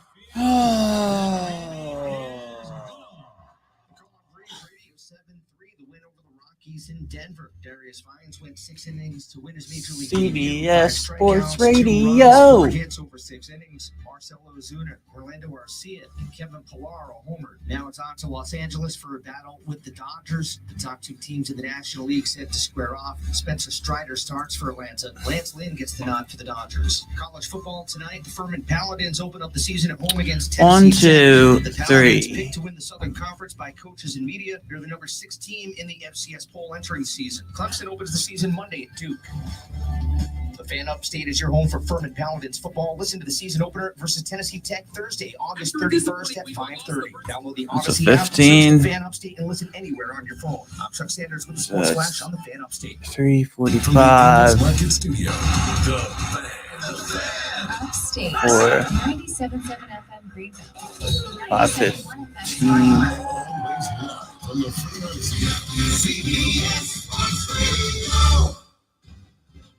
I'm Taylor Bishotti with NFL Network Now on the Westwood One Radio Network. We knew the Dolphins were interested in trading for Jonathan Taylor. Now we know the Packers were as well. NFL Network insider Ian Rappaport reports Green Bay had trade talks with the Colts for the All-Pro back. No deal was reached. 4:45. Placed Taylor on the physically unable to perform list due to an ankle 55. injury, meaning he'll miss the first 4 games. 56. Elsewhere, Joe 57. Burrow is back. The 58. Bengals quarterback practiced for the first time since injuring his calf last month. A good sign he'll be ready for week 1. Also back, Zappe Hour in New England. One day after his release by the Patriots, quarterback Bailey Zappe signed to the team's practice squad. Some other moves. The Vikings signed former Dolphins running back Myles Gaskin. To make room, they waived former first-round pick receiver Jalen Reagor. Wideout Cole Beasley re-signed to the Giants practice squad after his release Tuesday, while linebacker Jalen Smith is 57. in New Orleans. This has been NFL Network Now on the Westwood One Radio Network. 60. Ruthie, our last summer barbecue is this weekend, and it has to be epic. Well, Total Wine has this new reposado that'll rock your barbecue. And my favorite Cabernet will make your famous ribs even famous-er. Yes, just what my last summer barbecue needed. Wow. And at those low prices, they'll be great where'd for it go? this fall barbecue. Ooh, I'll trade you my famous ribs recipe for one of yours. With the lowest prices for over 30 years, you'll always find what you love and love what you find. Only at Total Wine and More. Drink responsibly, B21. Are you working way too hard for way too little? There's never been a better time to consider a career in IT.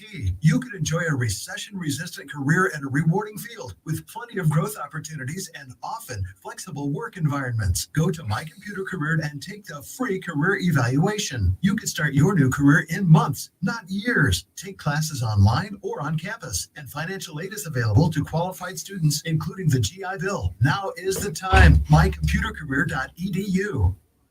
Nachos! Yeah, you nachos! Hey, I'll take some. Great. And the French 59. fries. Nah, I'm good. Oh, you're just gonna eat these dry, plain, boring nachos with no French. Seriously? Crank it up. Crank it up. Come on, lady. Crank it up. Crank it up.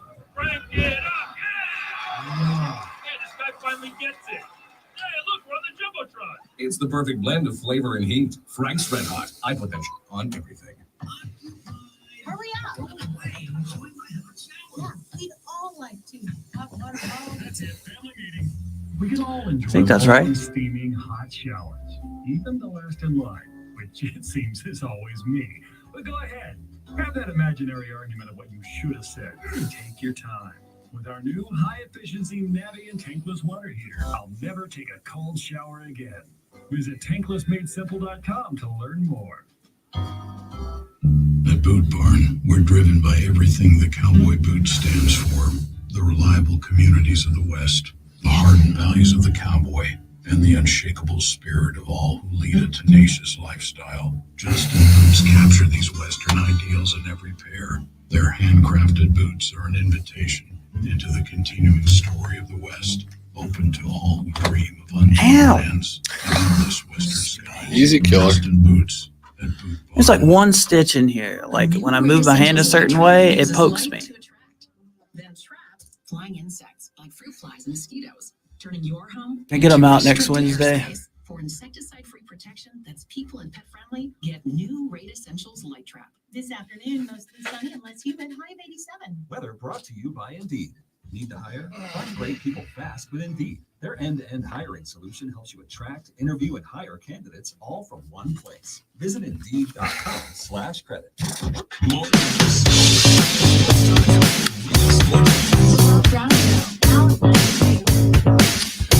Couple of quick texts and tweets before we get to what the X is going on Twitter.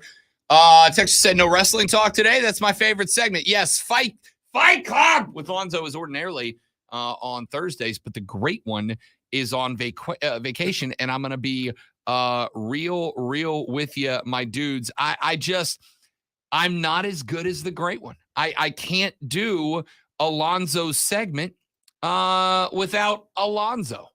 I just can't do it. So next week, the return of the great one, and next Thursday, the return of Fight Club with Lonzo. And yes, I am excited about it as well. Texture said, Rob, it's people like you who keep fueling the ROY bus. You keep hating, and we will keep being relevant. Did you miss the point, Texture, in your rush to be all up in your feelings? Did you miss the part where I said, I think Clemson's going to be very good? Did you miss the point where I said, I think this team is going to be exceptionally talented? Did you miss the point where I said, I think that it is either FSU or Clemson and that it's going to be very close? Did you miss the point where I said, I think either Clemson or FSU is in the playoff and I think it's going to be? Did you miss all that, or were you willingly overstepping it? Were you willingly ignoring it in order to justify your paranoia that I'm just out to get you? Just out to get you. My dude, Clemson is going to be one of the best 5 football teams, maybe 6 football teams in America this year. All right? They just are. I think Clemson is going to be at the absolute worst 11-2. The absolute worst. The floor is 11-2. I think that you are in the mix for the ACC title in a year which I have described multiple times as being, I believe, the best that the ACC has been in freaking years, maybe ever. And you are going to be one of the 2 best teams in that. And again, I am less confident in my pick of FSU to win the ACC than I am of maybe any other conference championship selection that I have made so far. Honestly, I think I am more apprehensive about Florida State to win the ACC than I am Washington to win the Pac-12, that I am Texas to win the Big 12. You're going to be right there. So stop with the victim complex, my dude. You're one of the best teams in America, and we all know it. And now, the Rob Brown Show presents Twitter. What the? X gon' give it to you. He gon' give it to you. X gon' give it to you. He gon' give it to you. All right, coming in at number 1 is hashtag Happy Birthday Jungkook. I don't know who that is. I'm sorry, Jungkook. Sorry, with a K. I don't know who that is either. I don't either. All right. Hang on. Now I got to look. He is it appears that he is a pop star in the what's the name for the Korean pop music? There's a name for it. Oh, K-pop. Literally, yeah. I'm such a dummy. He's apparently like a K-stop. K-stop. He's apparently a K-pop superstar, and it is his birthday. Okie doke. Yeah. Happy birthday, man. All right. Sure. Coming in at number 2 is hashtag Super Mario Brothers Wonder. So I saw Super Mario Brothers trending last night. Okay, I saw it trending last night. I got the 75-inch setup last night, and as I was going through, because I got the Google TV, right, and it just conglomerates everything onto one screen, and I found out that I now have access to stream. I now have access to stream the Super Mario Brothers movie, which I did not see in theaters. I don't know what Super Mario Brothers Wonder is. I'm assuming are we getting a new Mario Brothers game? I don't know. More than likely. You're a gamer, bro. You're supposed to know this stuff. There's so many Mario games now. It's hard to keep up with. All right, coming in for number 3, and this is actually for the great one. Hashtag One Piece live action. All right, so I've never watched One Piece. It is a very popular anime. I haven't seen it yet either. However, I know Lonzo's a big fan. I know that I think Matthew is a big fan. I think he's into that gig. It's just so many episodes. Yeah, from what I understand, there are like quite literally hundreds of episodes. No, thousands now. Thousands of episodes. And from what I understand, this is so they're doing a live action take of this. How do you distill? I mean, listen, I'm a big comic book dork, right? Yeah. How do you distill thousands of episodes of a television show? How do you pick the part that is worthy of being in a live action? Yeah, see, and that's where I kind of sit with it, because they've tried this before with like anime, where they will try to make a live action or adaptation of the anime, and it's just, it never turns out well. Like Death Note is a perfect example of this. Even the Dragon Ball movies, when they came out, were terrible. I don't know why they do it, but because I'm a huge anime fan. I haven't seen One Piece, but I'm a huge anime fan, and every time they do it, it's terrible. Well, jump in. All right, what else we got? All right, hashtag Nabbit. It's Super Mario. Skip. All right. Hashtag is that Oilers? Yeah. I actually did see this trending earlier. Memphis's college football team this weekend will be breaking out some new unis. And those unis are a tribute powder blue uni to the old Tennessee Oilers, the old Houston Oilers, the old Oilers unis, which were also the powder blue with the white helmet with the stripes down the middle and the script on the side that says Memphis in place of the old oil tower. They are, and because Keegan said, I've never sounded older in my life, let me use one of your terms, Keegan. They are dope. Say that? Dope. That's how you use that word correctly. I use it all the time. That's it for us, ladies and gentlemen. Thanks for hanging out on a Thursday. Come back tomorrow, because on tomorrow's show, we look down the entire slate of Saturday college football games. It is our last weekend without NFL football as well. So we'll get into a few preseason prognostications for that as well. We'll see you back here tomorrow to do it all over again, but better. I am the elder millennial, Rob Brown. That guy over there, that's T2, the Timinator. We're back here tomorrow on the Rob Brown Show with the Fan Upstate. Later. Yeah.